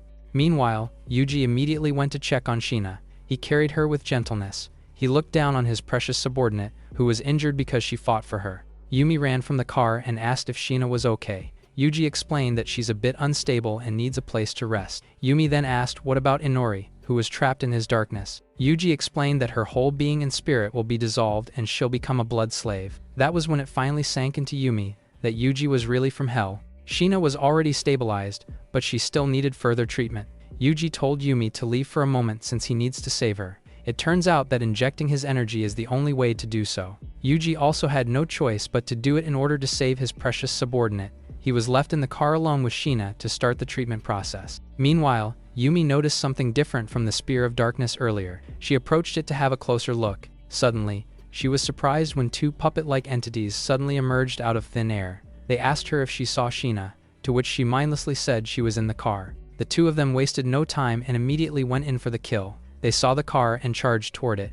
Yumi worriedly called Yuji upon seeing the enemies running to their direction, but she was pissed when she realized what he was doing inside the car. Suddenly, the sphere of energy that encased Inori burst forth with blinding light. It was followed by a woman in high heels intercepting the enemies. It was Inori. She already became a blood slave and began fighting for Yuji. The enemies weren't phased and continued with their coordinated attacks. They slashed Inori's body in simultaneous swift strikes. But to the newly reborn Inori, these attacks are meaningless against her regeneration. The puppet-like entities were surprised upon seeing this. Inori immediately turned into crimson energy and streaked away from the battle. She headed straight into the car, earning a scolding from Yuji. The puppet-like creatures looked forward, confused with the situation. Yuji asked if they were the heaven and earth twin ghosts. Meanwhile, Yumi was surprised that a mere blood slave was able to block the most powerful people from the ghost clan. Yuji was also surprised to learn that they were mere puppets. Sheena came out, saying she can teach Yuji if he wanted to learn, but the latter assured her there was no need since he intended to give her the blood slave anyway. Meanwhile, Yumi asked why he was giving Inori out since she was strong. Yuji told her not to worry since he will create more of them soon. At the Bai family's mansion, Ben was sitting with a guest. It was Yuan, the deputy minister of Wanghae of Leaf. Ben asked them to take care of Yumi, who was now a member of their group. Yuan assured him that they will most definitely do it.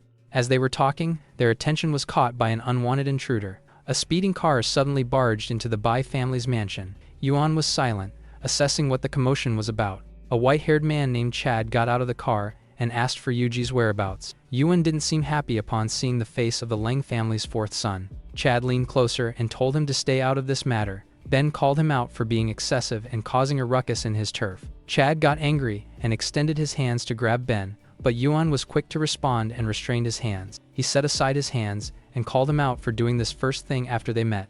Chad grew more furious, saying the Wanghae organization was meddling a bit too much. Yuan explained that it was because he was causing a ruckus in the Bai family's residence. Chad told Ben that he wouldn't continue this further if Yuji would come to seek him. Yuan turned to Ben and asked for his thoughts. But Ben wasn't someone to turn his back on his savior. He was firm on protecting Yuji. Hearing this, Chad could barely contain his anger. Before he left, he threatened to make the Bai family disappear within 3 days if Yuji didn't come. At a remote hotel, Yuji's car was parked in front. Sheena was silently sitting while thinking. Same goes for Yuji, who was silently leaning against the wall. Yumi felt awkward and asked why the two of them weren't talking. Yuji then revealed that he was thinking of ways to save Yumi's family. Hearing this, Yumi was surprised to learn that the Leng family were targeting them. Yuji also knew that the Leng family must have already figured out every connection he has. Yumi panicked and immediately whipped out her phone to contact her family. Then, Sheena informed him that Chad had already barged into their residence. Hearing this news made Yumi panic even more.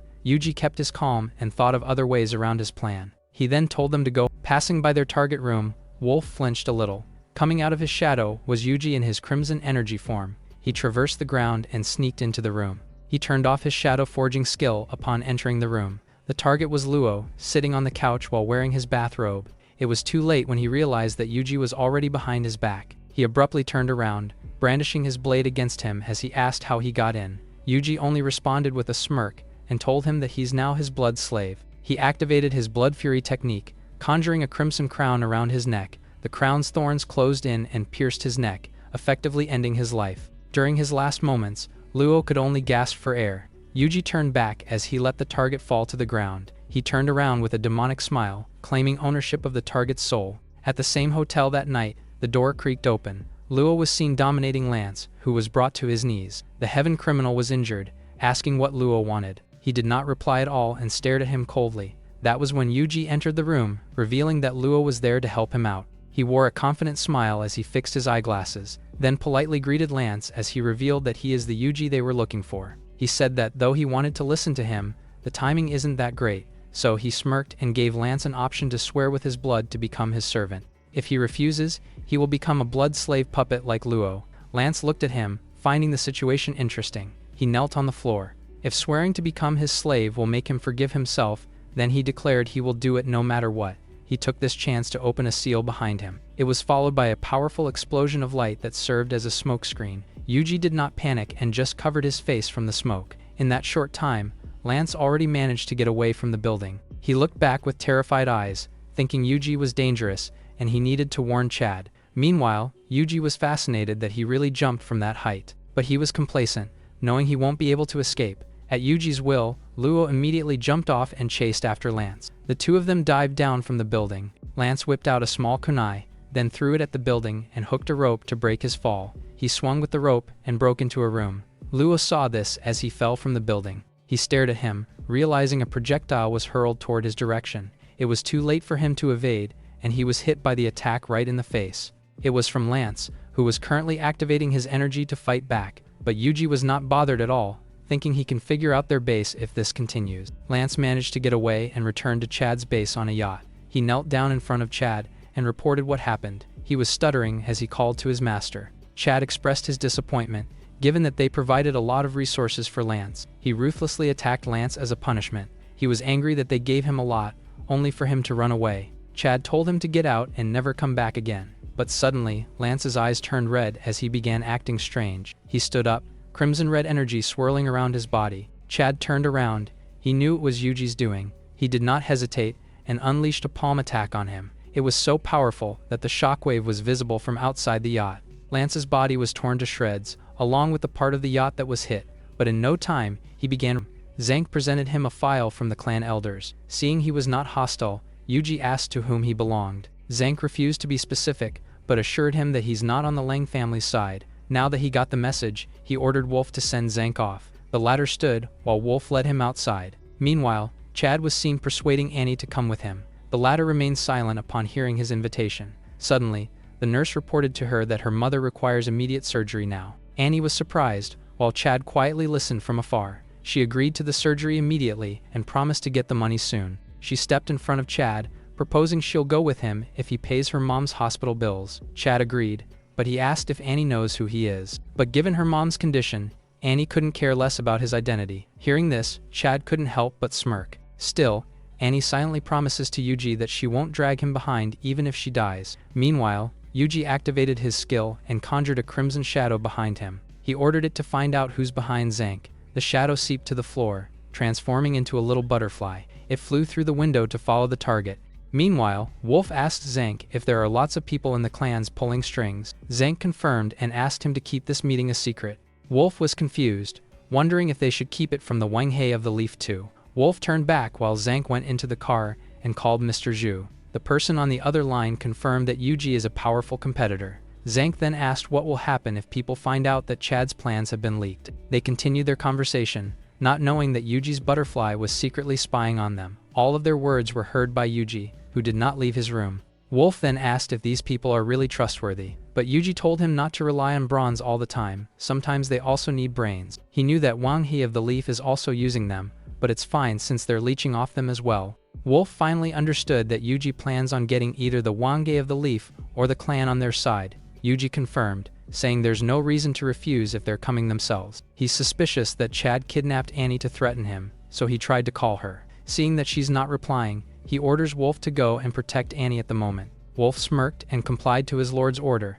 Yuji gritted his teeth, infuriated by the thought of Chad using Annie against him. At the hospital, Annie was seemingly depressed because of her situation. She sat in the corridor, silently praying for her mom's safety. It was then that she noticed someone approaching her. It was Chad, remarking that she seemed to really need money. Though surprised, she confirmed that it is true. Chad wondered if Yuji was not helping her. Annie said that she already borrowed money from all her relatives. Hearing this, Chad went silent and seemed to sympathize with her. Wolf arrived at the hospital in no time. He rushed out to check for Annie's safety, only to see her walking with Chad. He immediately approached and asked for his identity, to which Chad dismissed him off rudely. Wolf told him that Annie is someone important to Yuji, and he won't let Chad do as he pleases. Chad didn't speak and immediately charged an attack against him. Wolf was surprised upon seeing this. He didn't have the time to evade and was hit by the attack directly. The force of the attack pushed him back and almost hit his car. He gritted his teeth as he thought of a way to save Annie from the strong opponent. He charged forward and told Annie to run.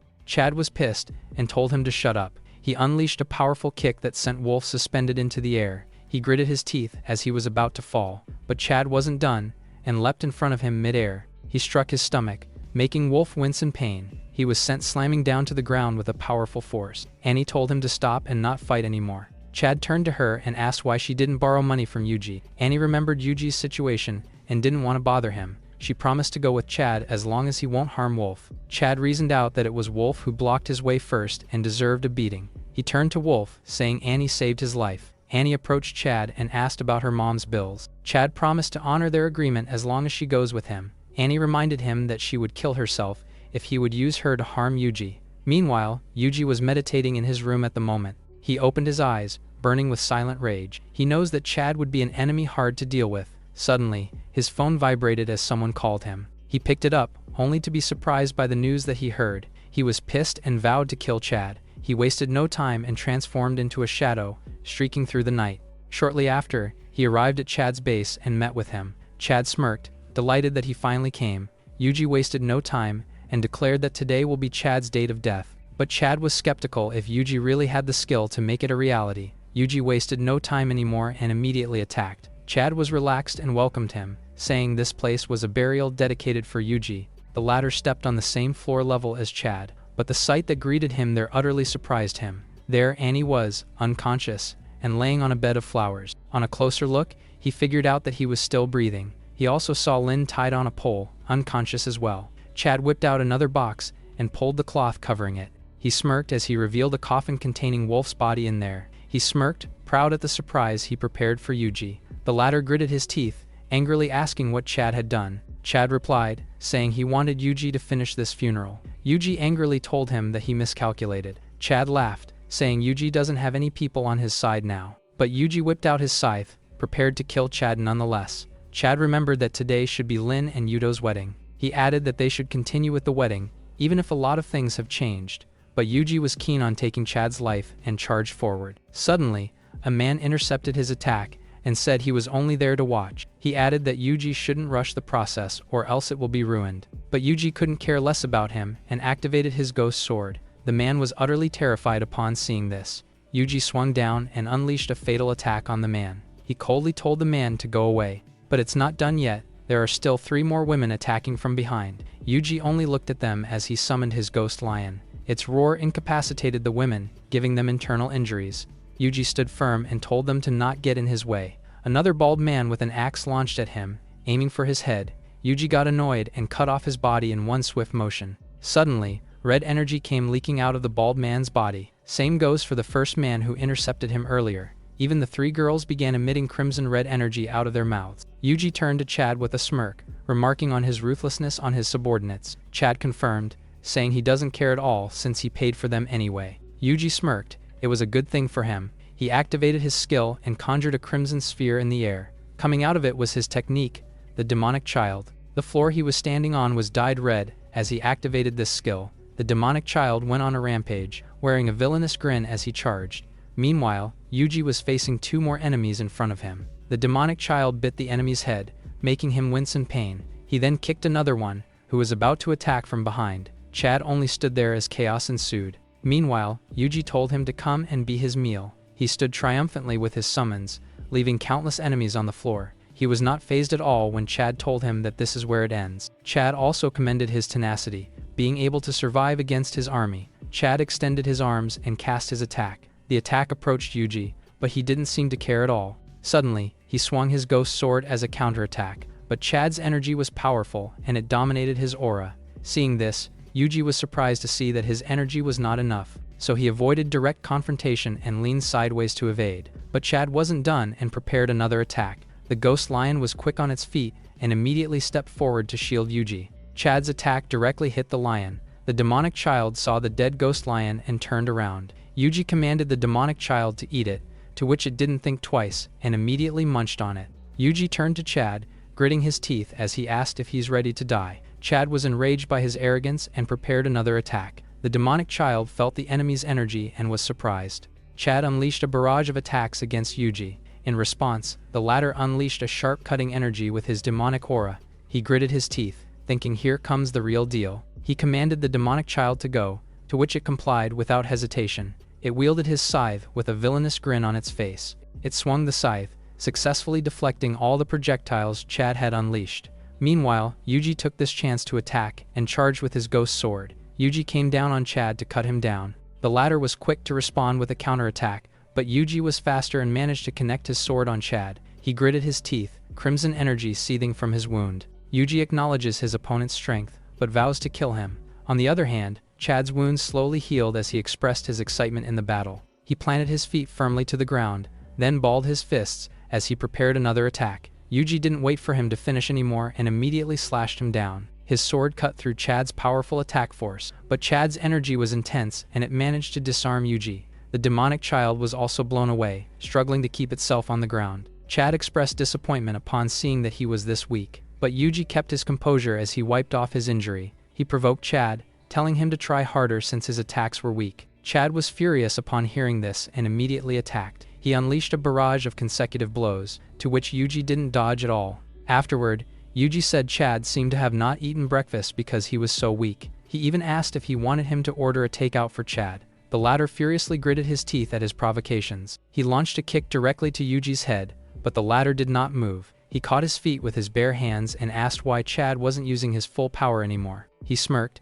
declaring that it's his turn on the offensive now. He held Chad's feet and threw him to the pole. Chad smiled, delighted that Yuji finally fought back. Yuji smirked as he charged forward, willing to show his enemy more. Chad held onto a metal pole on the yacht, to which Yuji attacked him and kicked the same pole. Chad evaded, but Yuji took this time to free Lin from her restraints. She immediately caught Lin as she was about to fall, but Chad took this opportunity to land a powerful attack on his back. Chad stood there, his palms smoking from the attack. Lin apologized to Yuji because of this, but the latter assured her it was not her fault and asked her to take Annie away. She stood up and assured him that she would get the job done. She immediately ran away to save Annie, leaving Yuji behind, but Chad was not going to watch it happen and launched an attack. Yuji shielded the girls from the attack and told Lin to hurry up.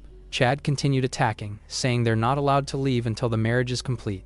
Yuji pushed forward, determined to not let Chad's plan happen. That was a mistake for Yuji. He fell for Chad's trap. The skill he activated on Yuji's head caused his eyes to bleed. Chad let Yuji fall down as he approached Lin, but then Yuji stopped falling. He was thankful that his technique was able to neutralize Chad's skill. Chad didn't have enough time to react. Yuji's fists were already coming for his cheeks. His fists connected, distorting Chad's face from the impact of his punch. The latter could barely keep his stance, trembling as he tried to keep his footing. He then grabbed a metal pipe on the side, wrinkling it like paper. He lifted it up, planning to use it as a weapon against Yuji, but Yuji caught the metal pipe with his bare hands. Chad was utterly surprised, wondering how he suddenly became so strong. It turns out that Yuji was using Chad's energy itself as his own. He wore a cold look on his face, declaring Chad as his last stepping stone to reach level S. He then swung his scythe, effectively cutting Chad's body in half. Afterward, he approached Lin and Annie, who were slumped on the floor. He wore a reassuring smile and declared that he's back.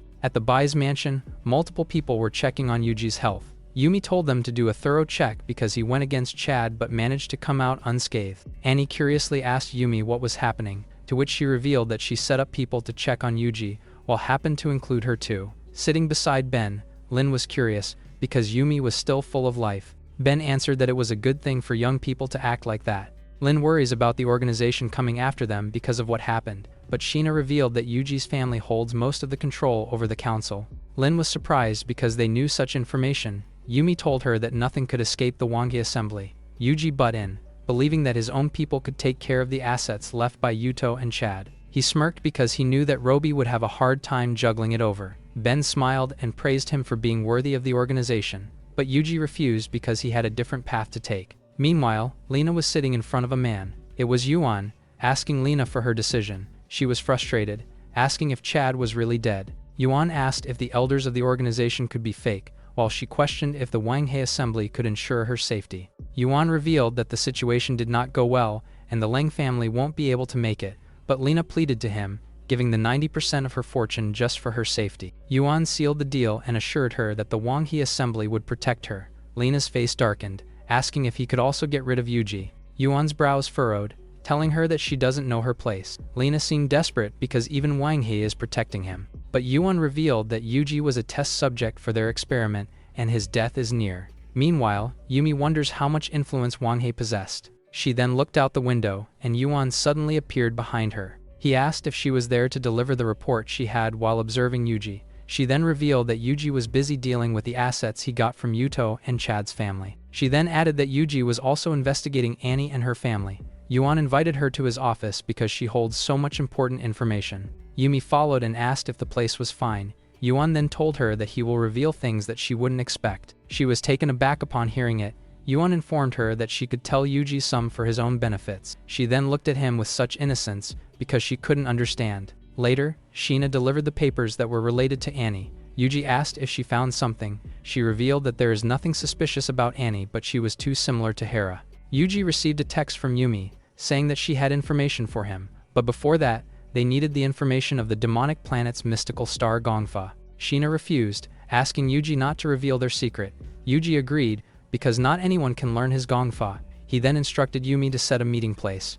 Riding his car, Yuji arrived at his destination. Annie asked if it was safe for him to go outside, which he assured. She looked at him worriedly as if making it sure. Sheena arrived, wishing to be on his side forever to protect him. Meanwhile, Yumi was being impatient because he hadn't arrived yet. Yuji appeared behind her, asking if she misses him that much because he would require a payment next time. But since they were close, he offered her a discount. Yumi didn't respond, instead, inviting them to talk inside. The three of them arrived, with Yuan waiting at the table. The latter then greeted them. Yuji's expression darkened as he asked Yumi for explanation, because they were supposed to be alone, but Yumi introduced Yuan, saying that he was the director of Wanghei Assembly. Yuan then invited them for a seat, but Yuji spoke to him directly, and asked about the information in place of a one-piece idea for the Gongfa.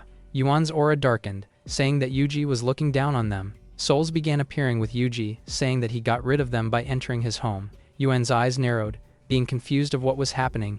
Yumi suspected that it was because of the other factor. Yuji tried to negotiate by saying that he will let it slide if he provided him with 2 pieces of information. Yuan gave in, ensuring that as long as he knew about it.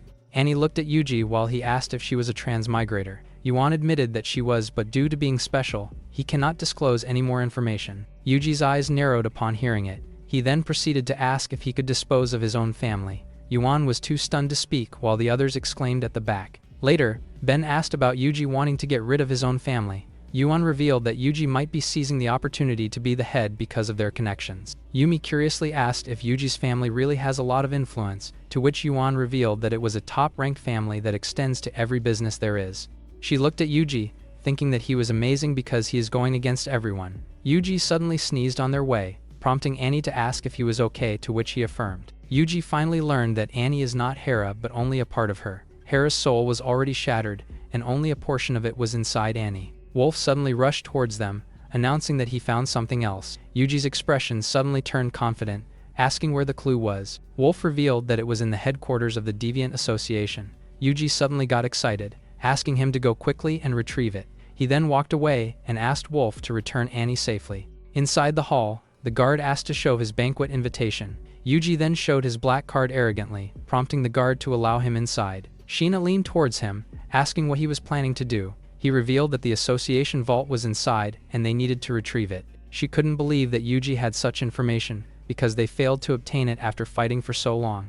Yuji left the car, saying that it was a secret. Sheena followed only to find out that he was already gone. She looked ahead and thought that he was really something else. Inside the banquet hall, Sheena wonders what he was planning because he was going against the association. She then grabbed a wine, but someone stole it from her. It was Yumi, greeting her while holding her wine. Sheena made a face, asking what she wanted. Yumi invited her to go somewhere quiet to talk. Meanwhile, Yuji was standing at the top of the roof. He looked at the chimney, thinking that it was a good place. He then let out his demonic mosquitoes and asked them to search, to which they instantly followed. He saw that Yumi was also attending the party, realizing that the assembly knew something about it. Yumi revealed that Annie's soul is gradually passing away, and they needed to find the rest of her soul. Sheena pointed out that Yuji should know about the information, while Yumi handed her a soul-condensing incense that would help them. Sheena curiously asked why she can't give it to Yuji directly, but Yumi simply answered that she can't stand him. Yuji realized that Yumi was still holding a grudge against him. His brows suddenly furrowed, because his mosquito saw something inside. A bunch of his search team was eyeing it, while he was wondering why there hasn't been a single security inside. But he instantly dismissed it, as he flicked his fingers.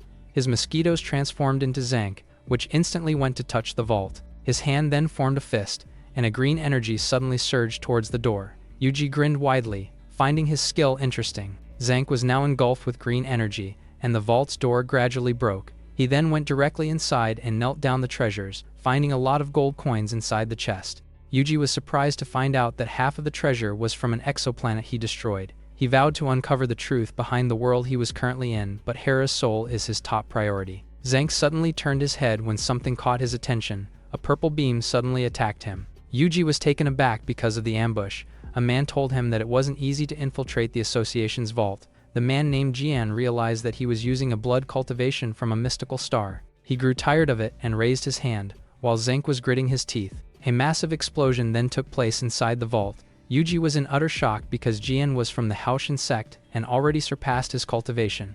Yuji was eager to fight back as the twin ghosts showed up. He then showed himself to Jian, together with the twin. Jian arrogantly asked who he was because he had the guts to fight against him. Yuji grinned and mocked him for being a crumbs from the Haoshin sect, but Jian dismissed it, eager to erase his existence. The twin ghosts suddenly surged towards him. He was taken aback as his eyes widened. Yuji held himself together amidst the force. The twins swirled around Jian. They then cornered him in the middle, while Yuji fused them together to launch an attack towards him. The twins formed a drill and surged towards Jian, while Yuji was introducing him to the gates of hell to repent. As the drill approached Jian, the latter gritted his teeth and prepared to catch the attack. The attack collided, but Jian seemed to block it effortlessly. Yuji vowed to eliminate him for the atrocities they're committing. That was when Jian felt the true power of Yuji's attack. He began wondering why his attack was so destructive. Yuji gritted his teeth as he pushed forward. He managed to pierce through Jian's stomach. The latter was shocked, wondering how this could happen. Yuji proceeded to mock Jian's wrongdoings, arguing he deserves death. Jian pleaded for his life, promising to do dirty work for Yuji, but the latter threw him away, deeming his life useless. He activated his demonic aura with a snap of his finger. He was looking to meet the many familiar faces in this world. He entered the room where the soul-gathering cauldron lies. He looked at it for a moment, pausing in awe. He couldn't believe that the intel he received about its whereabouts was accurate, but he didn't notice that Jian actually survived and had sneaked up on him. When he finally realized it, it was too late for him. He had no time to evade when Jian unleashed a powerful strike on him. The latter stood ominously, vowing to torture Yuji to death as a revenge. But Yuji couldn't be bothered less with listening to his crap. Jian was enraged after hearing this and charged. Their clash resulted in a powerful shockwave that threw dust and debris everywhere. Yuji then confidently gave him 3 seconds to think how he'd like to die. Jian was pissed and reached out to grab Yuji, saying he should die first. The latter leaned an inch backward to evade his attack. He then grabbed his hands and slammed him to the ground. But even if Jian dies, he was keen on dragging Yuji along with him. The latter deemed him hopeless and summoned the heaven and earth twin ghosts. Seeing this made Jian panic. Yuji threw him into the air, while the twin ghosts grabbed him and kept him suspended. Yuji then told him the history of the Gongfa cultivation. He grabbed his head, activating the heaven-conquering ghosts. Despite being in pain, Jian continued to retaliate and said their chief should have obliterated them back then. Yuji smirked, mocking Jian's chief. He then increased the intensity of torture that made Jian scream in pain. He turned around, leaving Jian unmoving. He walked straight to the cauldron, thinking there was hope for Hera. He then turned to Jian and declared he'll send him to hell. The twin ghosts lifted their weapons and aimed at him. What followed afterward was blood spilling to the floor. Yuji looked down, vowing to investigate the mystical star incident. Back in the car, Yumi asked why Yuji seemed to be in a good mood. Sheena followed up, asking if he found the thing he needed. He turned around and replied with a question, asking what they thought. Suddenly, something massive crashed down in front of their car. Yuji got out of the car to check, surprised by what had happened. They then saw that it was a gargoyle, and on a closer look, the gargoyle's eyes began to glow. Yuji stared at the gargoyle that had just arrived. The latter roared as it balled its fists and attacked. Yuji was quick to counter with a knee on its chin, effectively sending it down to the ground with that one attack. He gritted his teeth and told the girls to stay out of this. He quickly took off with his demonic energy, while the gargoyle tried to stand up. Yuji began condensing his energy, summoning gusts of wind around him. The gargoyle noticed him and immediately went after him. Yuji was delighted to see that the gargoyle only focused on him and followed him. The gargoyle landed heavily on the ground, but Yuji was unfazed. He jumped up to evade the gargoyle's destructive punch, then leaped forward through the gargoyle's arm to attack. He balled his fist, roaring as he charged forward. His fist connected right into the enemy's cheek, making it wince in pain. The punch was so powerful he managed to send its massive body crashing to the ground. Yuji then spoke, calling out the owner of the gargoyle to show himself. The owner named Gilbert came out, surprised that Yuji actually managed to detect him. But he continued looking down on Yuji, seeing him as a mere brat. The latter turned to him with a confident smile, unfazed by the enemy's taunts. He then asked Gilbert who sent him there to deal with him. The latter introduced himself, saying he's there to avenge his disciple. Yuji smiled upon hearing his name, recognizing that he already killed this man years ago. The two of them locked in a stare-down. Shortly after, the gargoyle sneaked from behind and tried to attack, but Yuji was quick on his feet and instantly dodged. He turned to Gilbert and told him he's bored of his measly tricks. But Gilbert wasn't done yet. He had another trick up his sleeve. That was when Yuji was surprised when another gargoyle instantly got behind him. It connected a heavy punch that blew him away. Sheena got out of the car to check what was happening. Yumi got out as well and asked Sheena what they should do now. The latter only replied with a smile, confident that everything will be fine. She looked up to the moon, praying that no harm would come to Yuji. Just then, a massive explosion ensued, throwing dust and debris around. The gargoyle had Yuji pinned on the ground under its palms. Gilbert smiled, saying he never had a single pet in the first place. The two gargoyles stood firmly as they watched Yuji. But then, a powerful surge of demonic energy burst forth from under the gargoyle's feet. Gilbert saw this and was surprised, but he smirked shortly after. Yuji went straight to attack Gilbert, but another gargoyle managed to block it. Yuji was surprised to see that his attack got blocked. The gargoyle quickly countered with a punch that sent him crashing down to the ground. It extended its arms forward, then grabbed Yuji before he could slam to the ground. The third gargoyle then smashed him down forcefully. Gilbert stood there, saying he never had only 2 pets to begin with. The 5 gargoyles activated the pentacle formation on Gilbert's order, emitting a powerful burst of lightning that surged from the sky. Yuji took a direct hit, putting him to suffering as the electricity coursed through his body. The lightning then stopped, and what followed was silence. Gilbert approached to have a closer look, only to be surprised by the sight that greeted him. There Yuji was, standing unscathed in his demonic form. A gust of wind flowed across Yuji's body as he stood in his new form. He smirked, locking his demonic eyes on the prey. Gilbert was surprised to learn that he was the one whom the Alliance was monitoring constantly. In his desire for revenge, he commanded his gargoyle to attack Yuji. But all Yuji responded was a single punch imbued with his demonic energy. The shockwave of that punch approached Gilbert, who had braced himself for the impact. Yet, the power of the shockwave was too much for him to receive unscathed. Yuji looked at him, remarking that he had become weaker. He immediately leaped in front of the gargoyle, then unleashed a roundhouse kick that almost obliterated it. As the gargoyle suffered injury, Gilbert also felt the pain within him. Gilbert told Yuji to stop as he immediately chased after him. That was when Yuji figured out that he linked his vitality to the gargoyles. He turned around, mocking Gilbert for that foolish idea. Gilbert wondered why Yuji suddenly became an S+ rank when he's only S rank. Yuji casually revealed that it was because he ate his enemies. Gilbert was surprised to learn about this terrifying ability of his. Meanwhile, Yuji wasted no time and immediately charged at him. Gilbert began sweating nervously. He called his gargoyles to assemble and stop Yuji, but the latter was unintimidated by them and kept his composure. He swung his hand, clawing at the gargoyles with his demonic energy. He turned to Gilbert, bored of his tricks. He immediately launched at him and pierced through the stomach, leaving his demonic energy burning through Gilbert. The latter fell and slammed to the ground with violent force.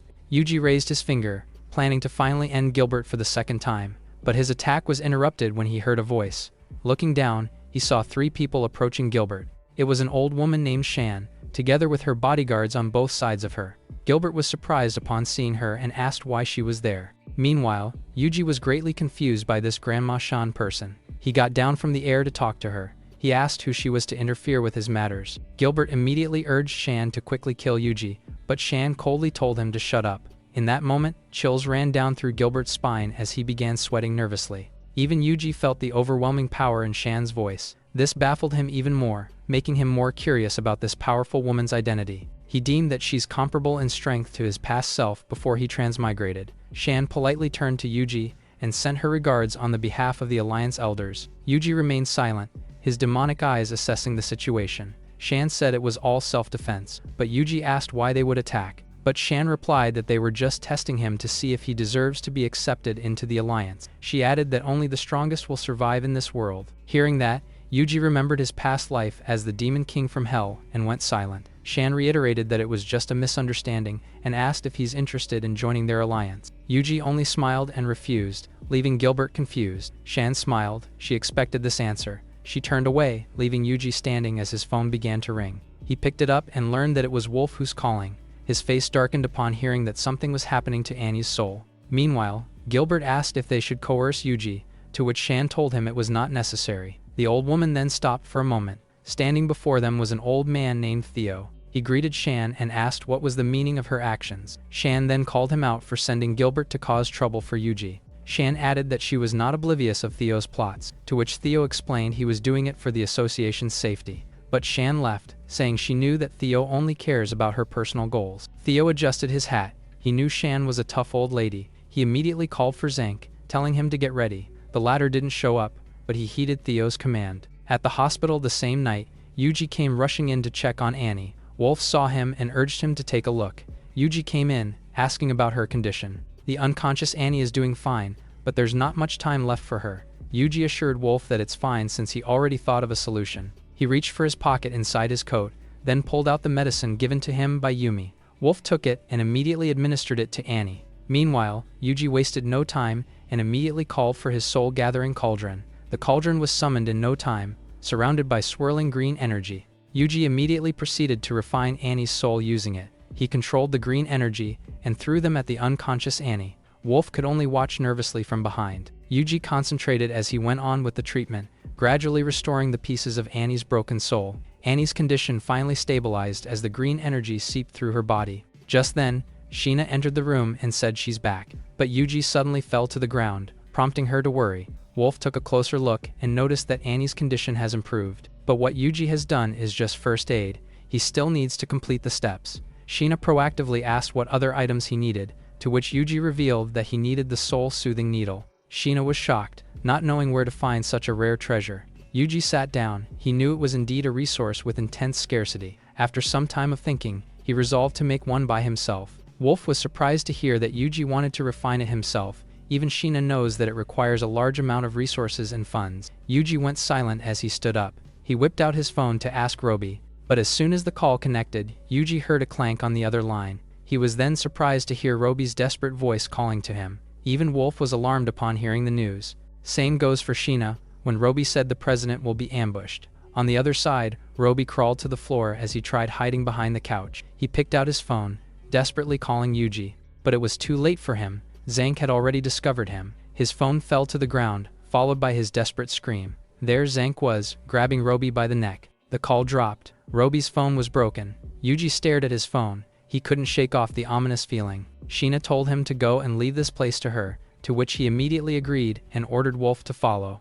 At the Ye family residence, Yuji arrived and wondered why the place feels so empty. As they peeked, they saw Robi standing in the lobby. He turned back and asked why they were there. Yuji asked what exactly happened, keeping his guard up. Robi squinted his brows and told him that nothing had happened. That was when Yuji finally understood that Robi was being controlled. He immediately grabbed Wolf by the collar, surprising him. That was the moment Zank chimed in to attack. Thanks to Yuji's quick thinking, Wolf was thrown out of harm's way. The latter looked back, worrying for his boss. Yuji and Zank stood face to face. The former smirked, telling him to cut the crap.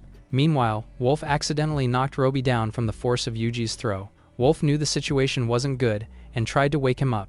Meanwhile, Yuji seems to recognize Zank and says they have met each other before. Zank didn't respond, remaining silent and staring coldly. Seeing that he has no intentions of explaining, Yuji decided to not hold back anymore. Zank initiated the battle with an attack, to which Yuji countered by activating his demonic energy. Their energies collided in a violent clash. Wolf worriedly looked back as he carried Robi out of the place. Yuji's demonic energy tore through Zank's green energy. The latter stopped attacking for a moment and slowly descended to the floor. Yuji stared at him, burning with crimson energy as he stood. He assumed that Zank's actions reflect the intent of the person controlling him. Zank replied coldly, expressing his refusal to answer any of his questions. Yuji smirked, saying he'll take it as a yes. His eyes burned with rage as he charged forward, summoning his demonic scythe as he swung it against Zank. Their battle was so intense that it shook the entire mansion. Wolf continued carrying Robi outside when he felt their power. He worriedly looked back, wondering if his boss was okay. At the hospital, Annie's condition began to worsen again. Sheena noticed this and worriedly checked up on her. She knew that with this condition,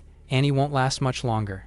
At that moment, Ben entered the room. He told Sheena to go ahead to Yuji and volunteered to take care of the place. Sheena was surprised and asked why Ben was there. The latter said Yumi told him to drop by and take a look. He added that the entirety of the hospital is currently under their family's protection. Ben knew that Sheena was worried about Yuji, so he told her to quickly follow them. Sheena immediately complied and ran away to Yuji. At the Yi family mansion, Yuji's battle with Zank is ongoing. He got out of the house, landing on the ground. He looked at Zank atop the building, thinking he underestimated him. Zank conjured a mini tornado on his hands. He then threw it toward Yuji's direction, conjuring a magic circle beneath his foot and surprising him. From the magic circle protruded gusts of green energy that propelled him to the air. While suspended airborne, Yuji remarked that Zank simply had no openings. He extended his hands to prepare an attack, but he saw that Zank already disappeared from the rooftop. He already switched places, activating his green energy again. Yuji abruptly turned to him as soon as he detected him. He He activated his demon form, thinking there was something off. He decided to try attacking once again.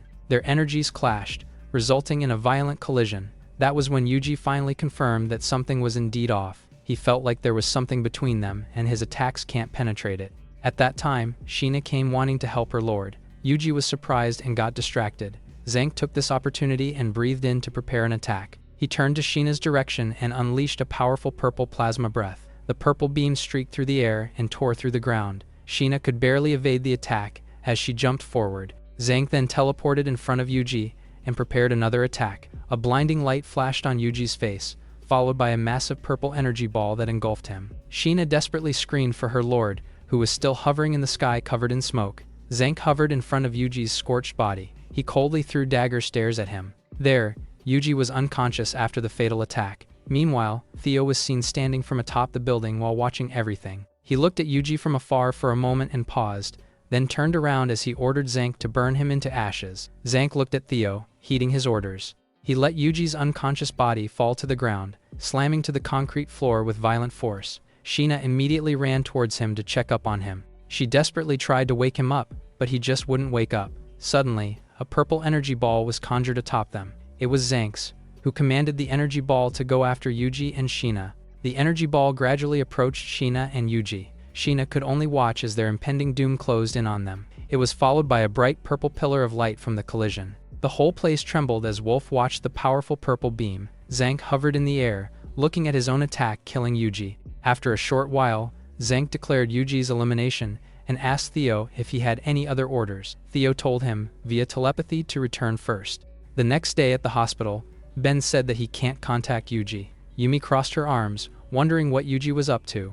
After all, Annie can't last much longer in her current condition. It was then that Wolf came rushing to the hospital and called for Sheena. He saw Ben and asked if Yuji hadn't returned yet, to which the old man said no. Meanwhile, outside the hospital, Theo remarked on how they were in a mess. Now that Yuji is dead, men were patrolling around the association. Yuji was hiding at the corner while waiting for the right time. Zank's soul informed him that the association is getting impatient. He then asked Yuji to help him, and he will tell everything he knew. The latter stared at him as he vanished. He smirked, realizing that Zank did not give me the time to think first. He then turned into shadow and went inside the building. He looked around the patrolling men, checking each of them. He noticed that there were patrolling men at every level, so he entered the door in shadow form so that no one would notice.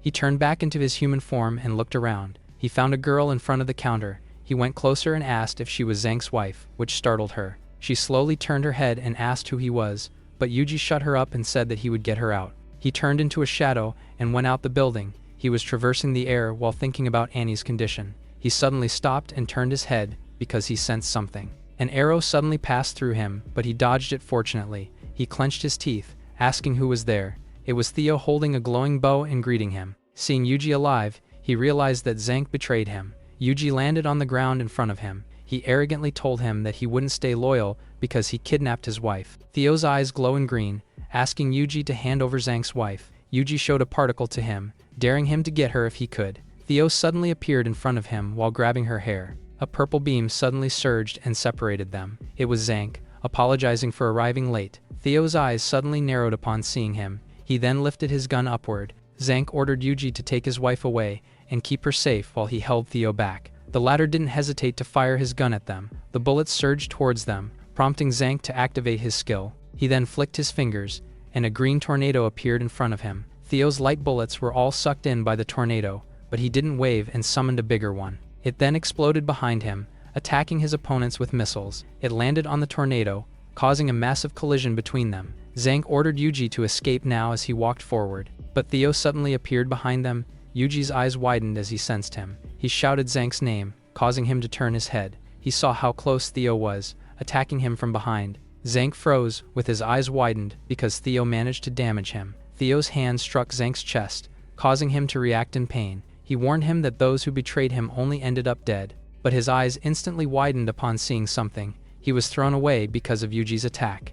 Yuji glowed in a really dark aura. His eyes turned red as he transformed into his demon form. Shan ordered his men to help and capture him alive. The two vanished, leaving only the traces of their aura.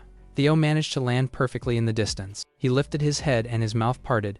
Two shining lights appeared on the sky as he sensed their aura. He realized that it was sent by Shan. He turned his back and decided to retreat because of it. But Yuji did not let him. As he appeared on his back, he struck him really hard with his dark energy. Theo was sent to the ground, wondering why Yuji had such strength. But the latter raised his hand, saying that he doesn't need to know. As he was about to strike again, someone halted him. It was Shan's men, now kneeling on the ground. The man glowed golden as he raised his hand, while the other one did the same thing. Theo was now held in chains while kneeling on the ground. Yuji curiously asked who they were, to which the man answered that Shan sent them to help him. Yuji remained silent upon hearing it, while Shan appeared behind him. Shan told Yuji to leave it with them because Zank could barely hold himself together. Yuji ran towards Zank while calling his name. The latter instantly asked about his wife, to which Yuji answered that he was keeping her in another dimension to keep her safe. Shan landed in front of Theo, saying that she's keeping him in watch. The latter did not reply but looked at her intently. Shan asked who was behind his actions. Thunder roared loudly in front of them. Theo panicked, saying that it didn't go as planned. Shan also got alarmed, curious of what was happening. A massive magic circle appeared in the sky, while a purple shard suddenly rushed towards Theo. It struck his chest, causing him to wince in pain. On the other hand, Yuji got alerted upon seeing it. He stopped the approaching shard towards Zank, while the latter was left with his eyes wide open. Yuji noticed that the shards aimed for Zank and Theo. The latter landed on the ground unconsciously with his eyes open. Shan's men protected her, asking her to get behind them, but Shan told them not to worry because the powerful presence left already. Zank stepped up, saying that he had some information. He admitted that Theo is under a powerful man who never shows himself and possesses so much power. Shan turned to him in shock, saying that there's no one like that they don't know about. But Zank added that Theo had a warehouse which he used whenever he wanted to contact the man. He then turned to Yuji, saying that he had something to tell him. He revealed that he was carrying Annie's soul in his body. Upon getting the soul fragments, Yuji decided to go to the hospital. He leaped around the buildings. Upon hearing the information from Zank, Shan decided to check it and asked Yuji if he was coming. But he refused, saying that it was the Alliance business and he was out of it. His gaze narrowed, thinking that he should be wary of the man that Zank mentioned. Arriving at the hospital, he asked Ben about Annie's condition, to which the latter told him that it has worsened. Yuji told him not to worry because he will save her. He gazed at her and found how pale she was. He does not need to make a soul because red fragments appeared on his hand. He looked at it with his brows furrowed. At the demonic planet, Wolf looked above the sky as he noticed something. A massive dark energy appeared in the sky. Wolf wondered what was that. Hera and a mysterious person appeared in front of it. He asked Hera about her thoughts on their planet. He asked how she feels to be the one destroying their planet. He added that if Yuji finds out, he would crash out and kill her. He pushed her down, telling her to be her world's greatest calamity. Just as Yuji finished killing the enemy, he felt an unsettling feeling inside of him. He was left wondering what it is all about, because he already defeated the 3 great emperors, but was still feeling uneasy. The other race was now alerted,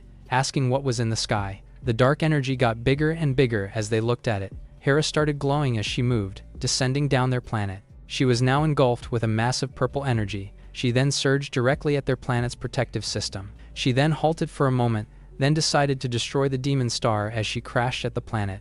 A massive dark energy started engulfing the demonic star, and the man watched in astonishment. The people inside the planet started panicking, while the man was happy about it. Hera closed her eyes, while the man knew that her soul would be disintegrated together with the formation. An approaching light suddenly appeared beside him. It was Yuji, who was frustrated because their planet's security had been breached. He clenched his teeth. As his brows furrowed, he turned to the other side upon seeing the red energy slowly engulfing their planet. The man's eyes glowed as he smirked, finding the perfect opportunity for him. A light suddenly passed through Yuji, which made him confused for a bit. He found out that it was Hera. He couldn't believe that Hera was behind the explosion, but he quickly dismissed it because he had a duty to protect his planet.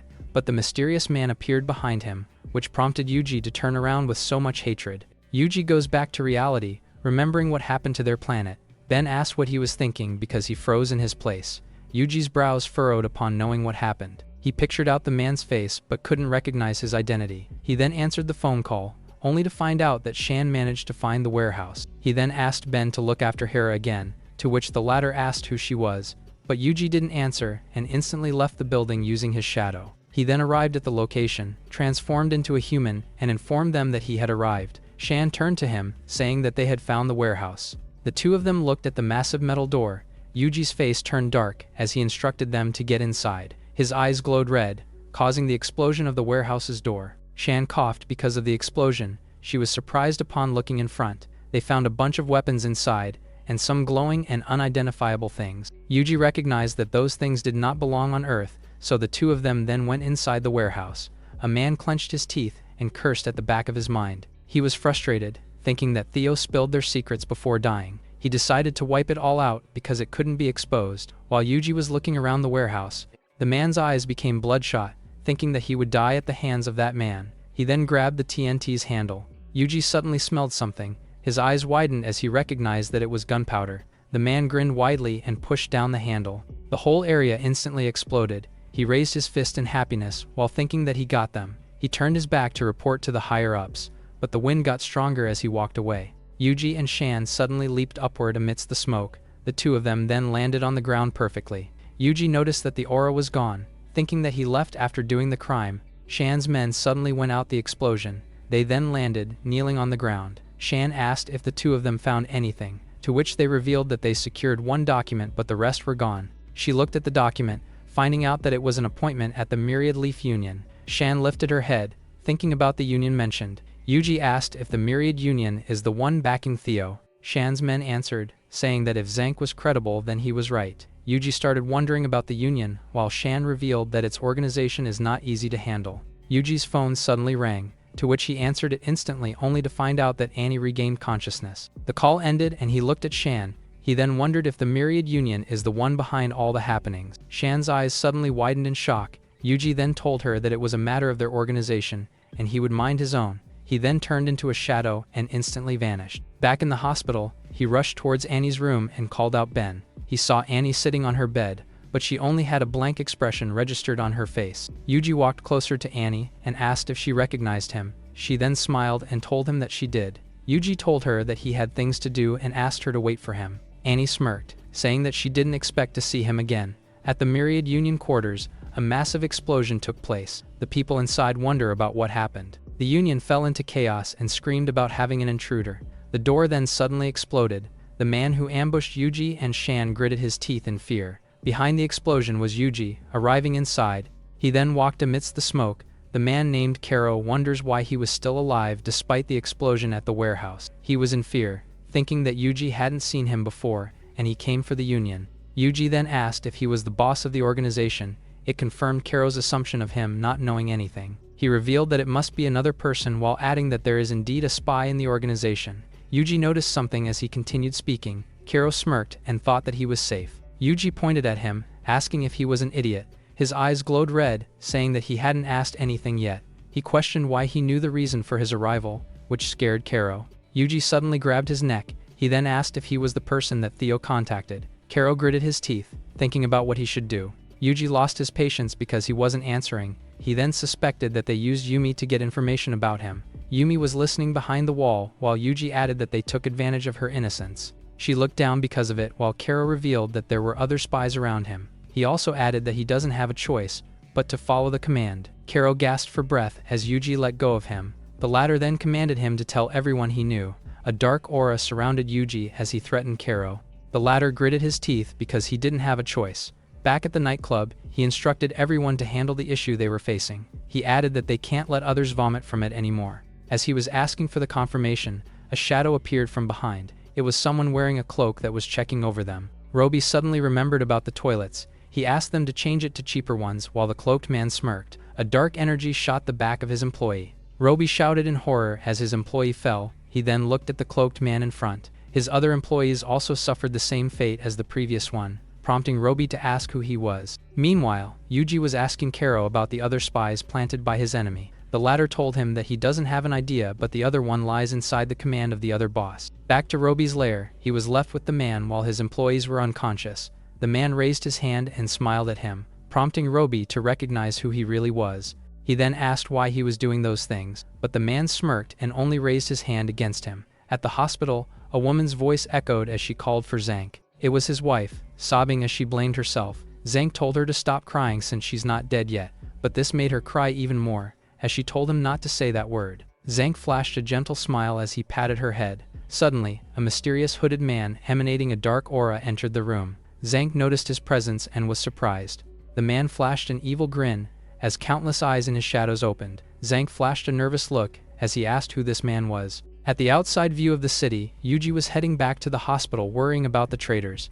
Inside her room, Annie stood silently. Yuji finally entered the room and told her that he's back. She then flashed a bright smile and said she just remembered something. Yuji was baffled upon hearing this and asked her to tell him more. She revealed that it was before she flew to the demon star. Hearing this, Yuji fell silent as he listened intently. Back at the demonic planet, Hera was alarmed as her subordinates reported the current situation. Her subordinate stood before her as he reported. Hera worriedly asks what had happened, to which the hooded man reported that the demon lord has been defeated. Hera was utterly surprised upon hearing the news. The subordinate further reported that he saw the demon lord defeated by the three main rulers. Hera panicked and immediately asked him to take her to the place. It turns out that this subordinate was a traitor, and it was all part of their plan. Hera was surprised when she caught on, but it was already too late. The traitor suddenly attacked Hera, who was caught off guard. The traitor unleashed a poisonous energy meant to knock her out. The attack worked, and Hera slowly fell asleep. She crashed down to the floor while the traitor stood triumphantly. A wicked smile flashed beneath his hood as he accomplished the mission.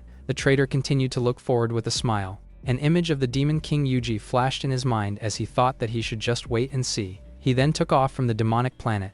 Arriving at a mansion on Earth, the mysterious leader of the enemy stood in hiding. He flashed a wicked grin upon seeing that they finally arrived. The traitor reported accomplishing the mission as he brought the unconscious Hera. The enemy lord commended his subordinate for a job well done as he received the queen. Hera was engulfed in black, ominous energy as she hovered in the air. The enemy leader grinned, thinking the show was about to begin. He ordered his subordinate to return and stand by until he issued another command. The subordinate smiled as he heeded his lord's orders. The enemy lord began injecting a dark aura into Hera's body. The latter seemed to be in pain as the corrupt energy slowly took over her. She began transforming, black marks emerging on her face.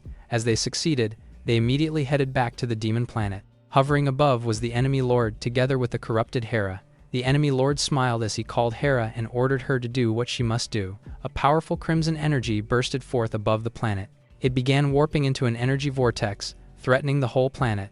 Ben wonders what he should do now, because he couldn't find Wolf anywhere. Yuji sneered, wondering where Wolf was hiding. Zank suddenly arrived and called him out, prompting Yuji to ask what was going on. He then revealed that someone from the enemy's side was inside, which prompted him to run. He arrived inside the house, wondering what happened inside. He then made a phone call, ordering Ben to investigate what happened at the nightclub. Ben assured that he would do it while Yumi asked for a phone. She seriously told Yuji that she has a lead. Later, Yuji asked why she brought him there. Yumi revealed that it was Kane's hospital, and she might know something. She paused and asked him to trust her this time around, making his eyes narrow because it weird. Yumi opened the door and called for Kane, while Yuji did the same thing and called for her. Kane seemed to be worried as she welcomed them. She admitted that she was trying to locate him. Yuji lost his patience and asked what it was about. Kane revealed that he had an insider in his group, and Yuji suddenly became agitated because she knew something. Kane looks even more worried because it might be hard to accept. She then reveals that the spy they have been looking for was Wolf. Yuji's eyes suddenly glowed in rage, while Yumi looks at him with worry in her eyes, but it suddenly shifted on fear, as Yuji emitted a dark energy and clenched his fist. Kane suddenly panicked, asking him to calm down. Yuji suddenly asked if the boss thought of her with those. He loomed over her while thinking he would let her live. Kane waved her hand in fear, saying that she had evidence. Yuji remained in silence, but still wary of everything. Back in the nightclub, he asked why Kane brought him back inside. The latter turned to him, saying that she had something to verify. She then touched one of the corpses on the ground, which made her suspicion right.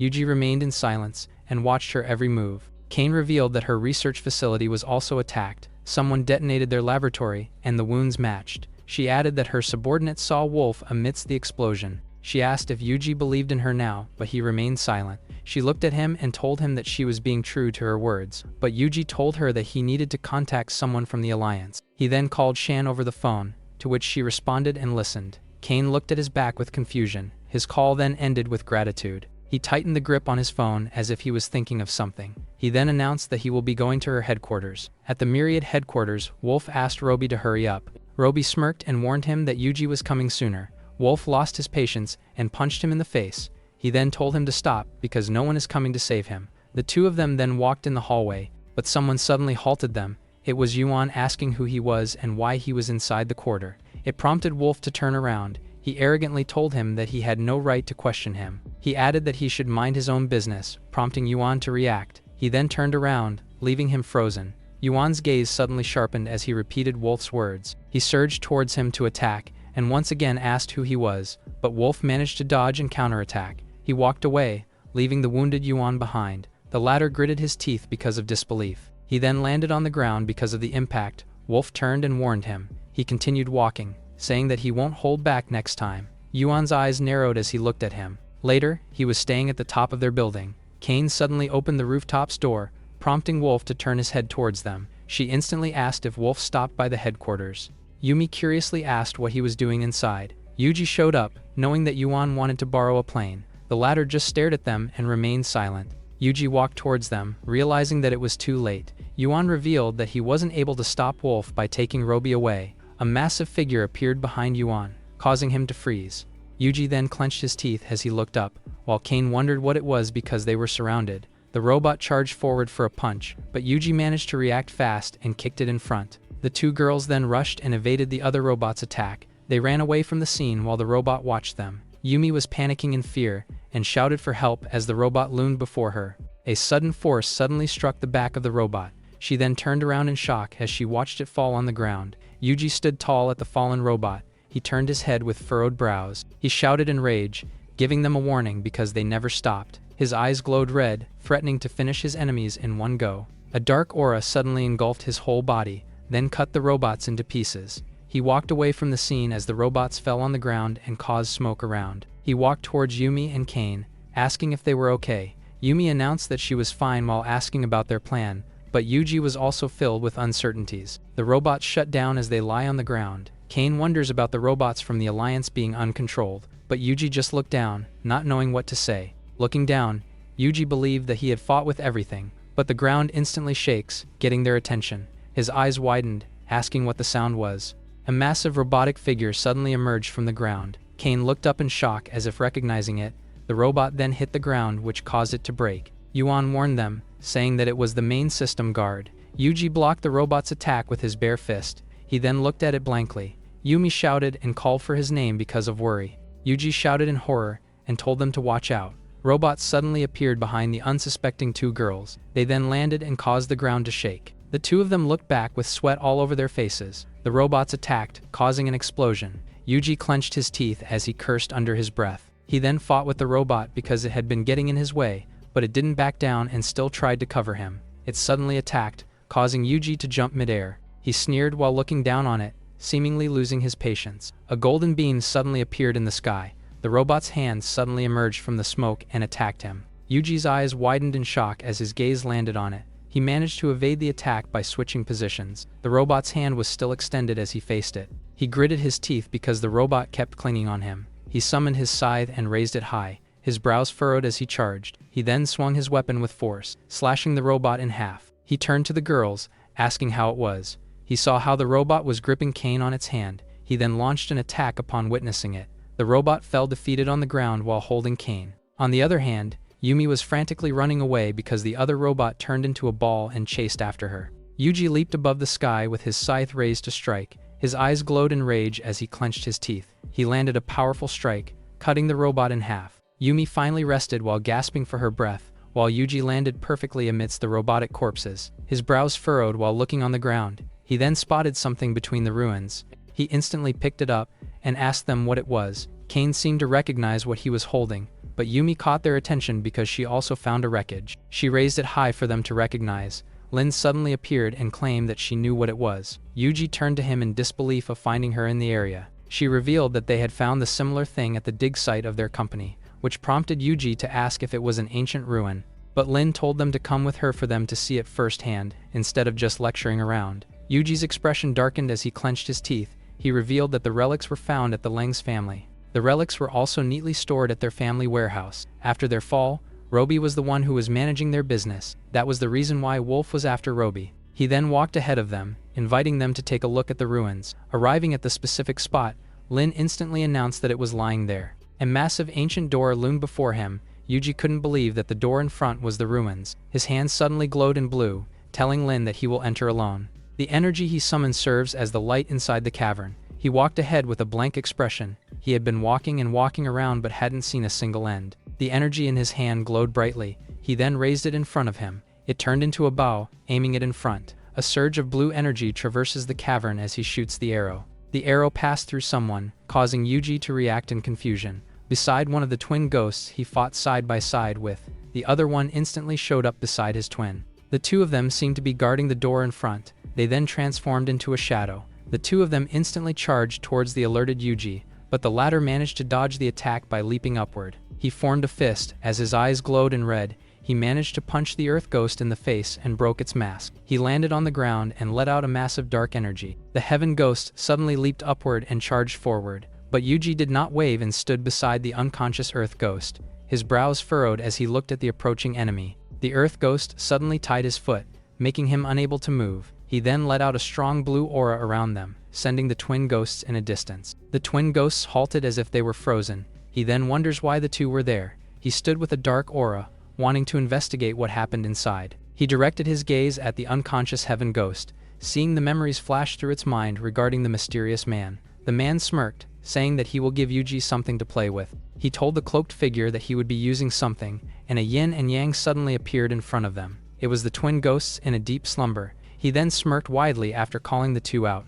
Going back, Yuji now realized what happened to the two. He looked at the massive door in front of him, thinking what was inside. He then pushed his hand on it, wanting to take a look at the things inside. He managed to open the gigantic door. The thing inside caught his utmost attention, because the man was absorbing the energy of the entire world that humans were living in. It prompted Yuji to clench his teeth in rage upon seeing what was inside. Yuji was standing in front of the massive spirit that was stealing the Earth's energy. His face instantly changed in rage because of it. He clenched his fist, letting out the flow of his power to strike. The impact covered the spirit and caused a large smoke, but it did nothing and it appeared unscathed. Yuji's eyes narrowed amidst the smoke. He did nothing, not even a twitch to the spirit. He then clenched his teeth and cursed under his breath, while the spirit suddenly glowed in blue. The image of the mysterious man named Haru appeared with a smirk on his lips. Yuji suddenly got triggered and clenched his teeth in rage. He once again launched an attack towards the spirit and broke the stone. He then stood with a darkened expression, not minding the debris falling around. The wall where the spirit was shattered in pieces, while Yuji stood amidst the chaos with his dangerous aura. His mouth parted as he looked in front. Outside the ruins, he arrived with Lin waiting at the entrance. She instantly asked him questions in curiosity. Yuji revealed that it was a mural, and upon recognition, he realized who was behind all of it. Back at the demonic star before, he once crafted a clone in the Star Forge, but he did not expect that the one who would be born is the evil incarnation. The clone has its own will, and it does not follow any of his orders. It then looked at him with a smirk on his face, leaving him behind as if he was not a fragment of his. It suddenly escaped when he was busy and instantly vanished without a trace. He was the one residing in the mural. The clone Haru was behind everything that happened at Demonic Star and Earth. Lin was in utter shock upon hearing it.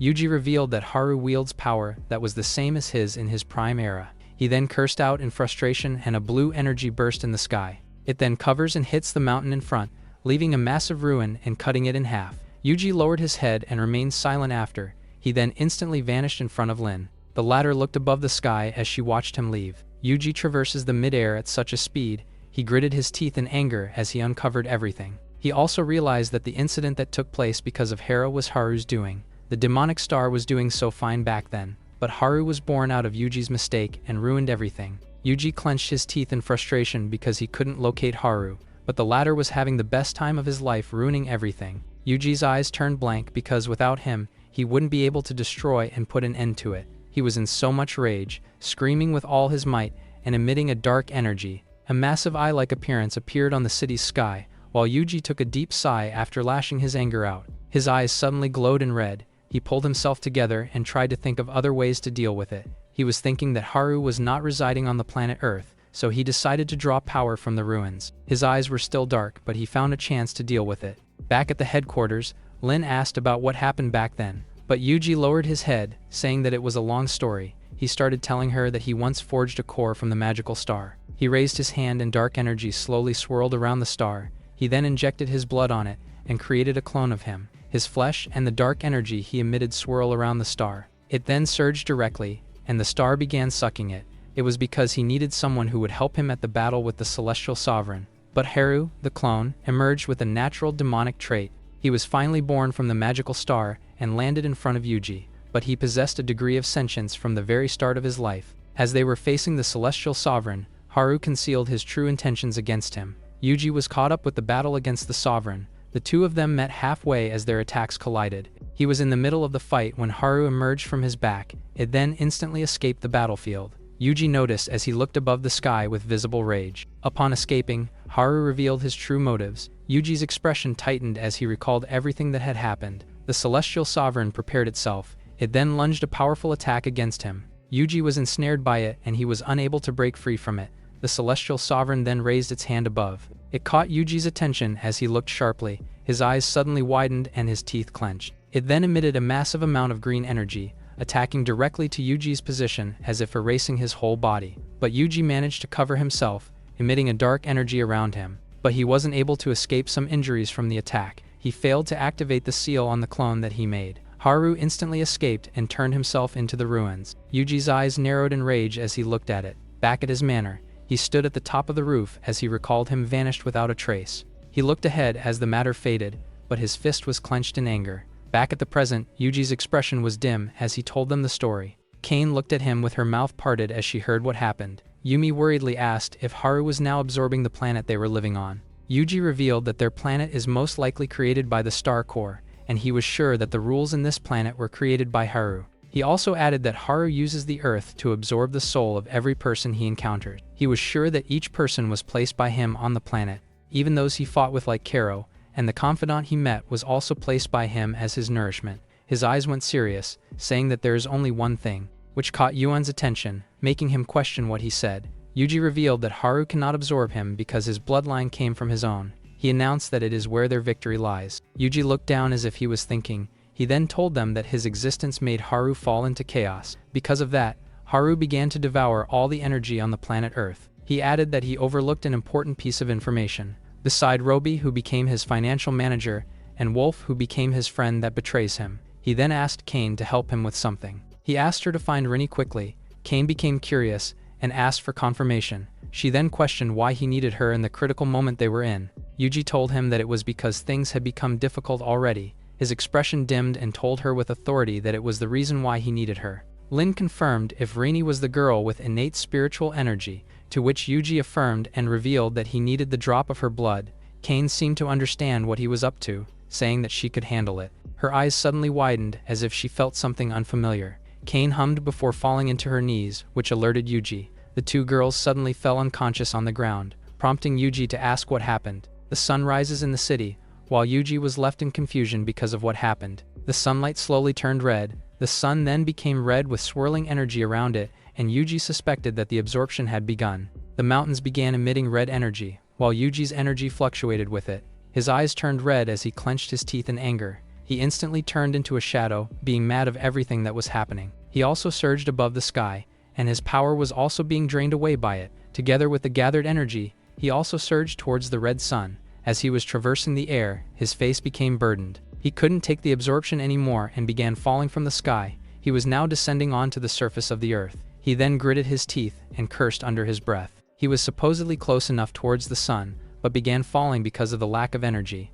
As he was going downward, a figure suddenly emerged and rushed towards his location. He then successfully caught Yuji in his arms and leaped upward. It was Zank, who fortunately arrived in time. The absorption was still ongoing and draining every energy that there was. Even the people around the city fell unconscious, while Zank landed at the top of the building while carrying Yuji. He then told him that he would be in great trouble if he arrived late. Yuji clenched his teeth and was left with a sneer. He informed Zank that he won't be able to approach the Star Core now that it has already started. But Zank revealed that he had a new discovery. He told him that Wolf might not be a traitor. It left Yuji in confusion, questioning why. He blurted it out. Zank revealed that back in the hospital, Wolf left him an important message. He looked at him as if it was a bothersome message.